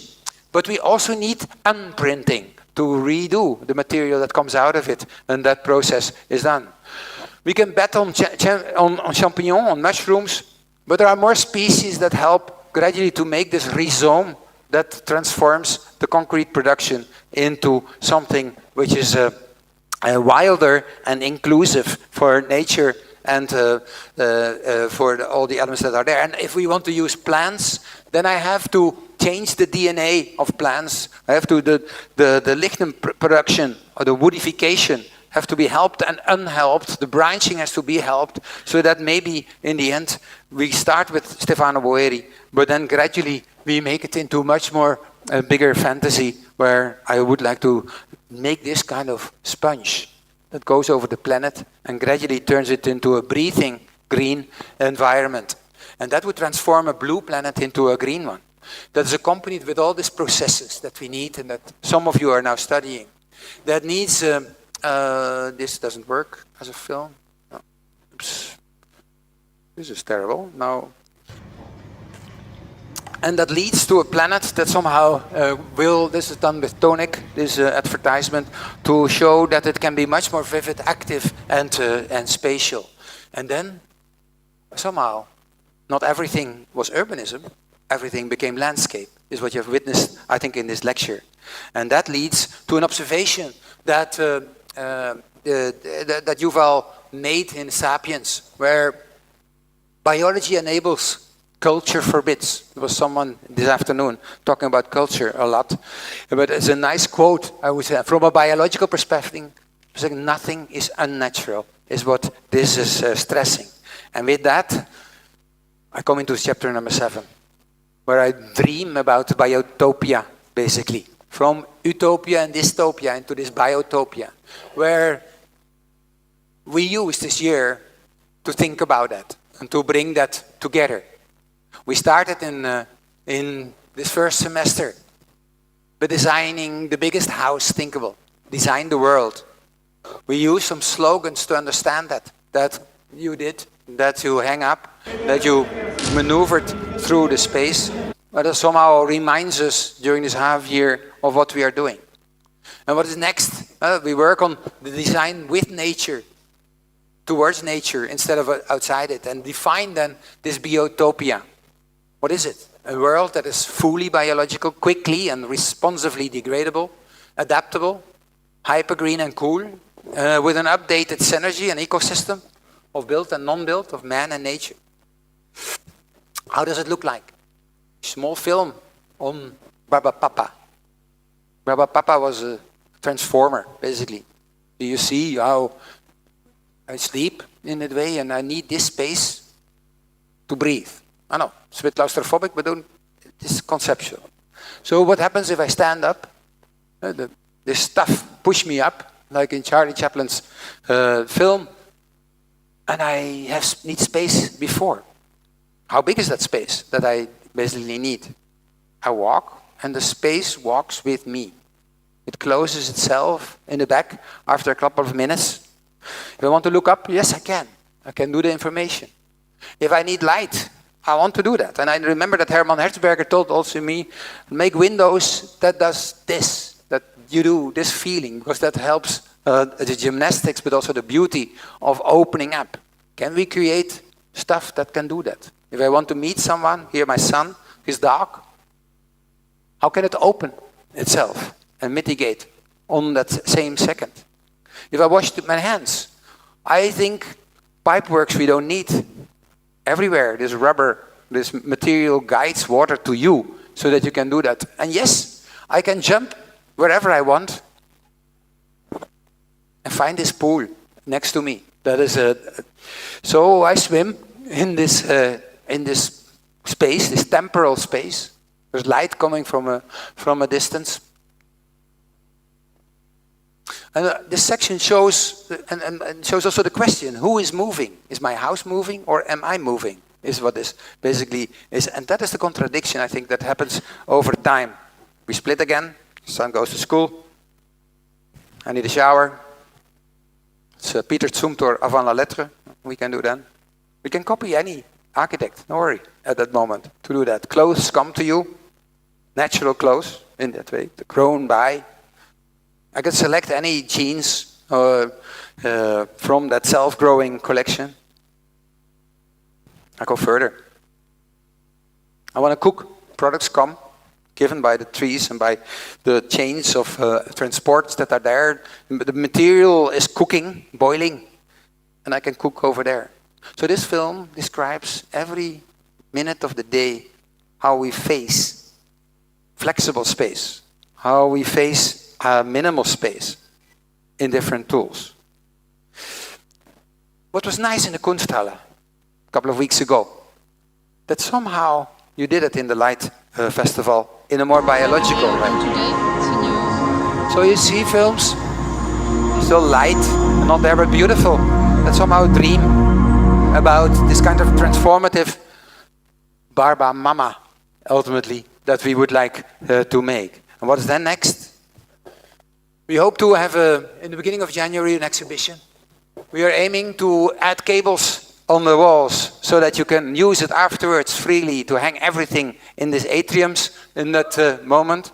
So we go further with, I would like to have an invitation to invite the professors to come together and talk about methodology, express it over dinner a little bit and compare each other and say what is good and what is bad in a way and notate about that. That would be accompanied with that.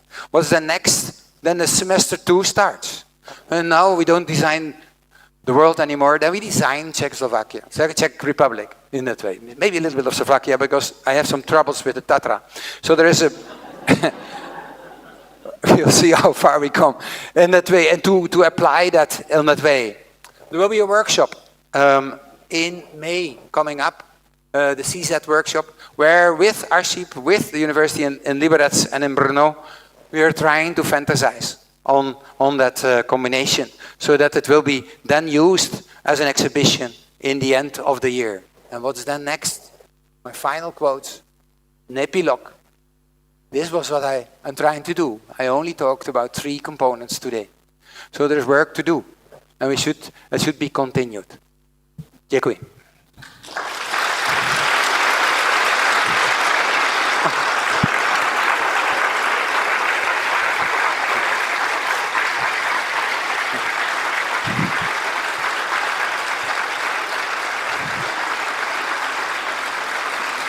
Wow.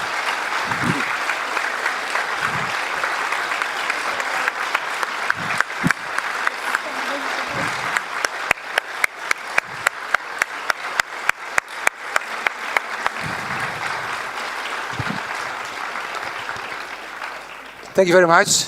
Any questions? No, of course, this is, I don't want to intimidate. Of course, this kind of complexity needs time. I'm happy to respond to anybody, for better and for worse, because nothing to lose anyway. So there's but we have a beer still, I think, here next door, so we can have a drink. But there was someone you saw someone? No, not yet. Do you have a question? Otherwise, you can post them in another way, just on our website or in the room. We have 4 questions. Okay. I think my mic is not working. I can tell. Oh, there are questions coming in. Yeah. Is there a space for an individual's ego in the future world? I hope I expressed a little bit in this combination of freedom and responsibility, the contradictions of the two. And the issue of responsibility is a hard one. It's very political. It has to do with self-learning and self-experience. And it's but without individual expression, no world in the future also. So that is I think that our architecture at the moment is not giving enough expression. We do open bouwen, open building processes, which are already nice. I love the Bouwgroepen in Germany as a way of dealing with it.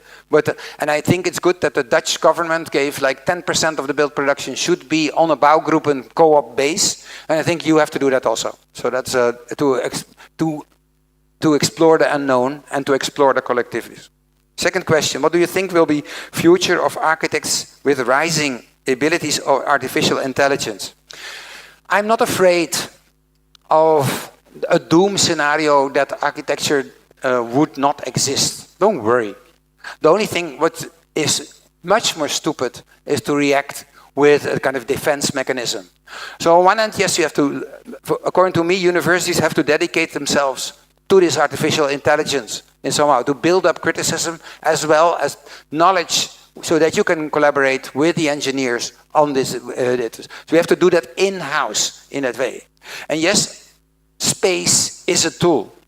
And to make spatial evaluation, both in beauty as in the other categories that I showed, is needed to put in to do something with this artificial intelligence before it's too late. I think we are already a little bit too late. And to criticism, I think there is a generation of people that think, oh, I have to sketch. Fine. And that say we don't need that. And there's also a generation of, say, deans that were too late to accommodate this kind of scripting element. There's also a generation of faculty that works in the computer science world that is not able to think in space, that we have to help also a little bit to make them out of the Revit program only issue.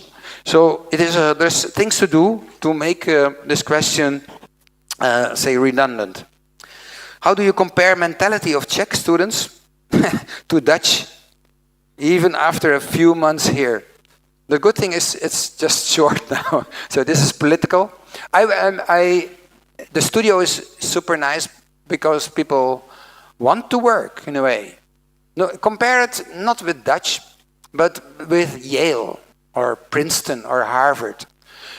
The students are so spoiled that they don't let them go, that they talk so long and don't produce. I think that is not completely happening here in the studio that I experienced. So I do hope that is, and the Dutch in a way, I know that there's also a lot of, say, elitism already in the Netherlands, and that you get spoiled after a certain moment in education. But yeah, that's what we have to deal with it. I also witness a lot of skepticism on the other hand, not in this generation, but especially in the older generation. As you propose something, then first people say no. No, not possible. It's culturally not good. Blah, blah. So that's what you hear immediately. The skepticism, I can understand partly of a generation that comes out of an epoch in communist times where it was raised basically the sensation of being skeptical to the systematics, and that is sometimes happening. So not on the students I see it, but somehow in my environments when I look at that. Skepticism can be good if it's productive, and if we can talk about it, what is the driver behind it and what's the perspective of it. If skepticism kills development, I would not advise it, and then I leave Czechia, obviously, and if that would happen. Don't you find problematic the difference between visualizations, models, utopian thoughts, and the reality afterwards? Of course, it's very painful sometimes that you suggest something and you don't win, or they screw it up, like the first building in Tirana, in the widest sense. How can you deal with that is more the question behind this, because that will happen anyway.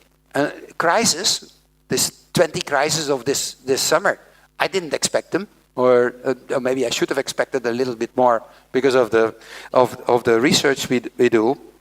But yeah, you have to give it a place in life. And there's it's a disappointments and things that half work. One thing is do a lot of things, because the percentage of success can be also related to the amount of production that you do. Never bet on one horse, as the Dutch would say, but do a lot of horses so that you can do that parallel.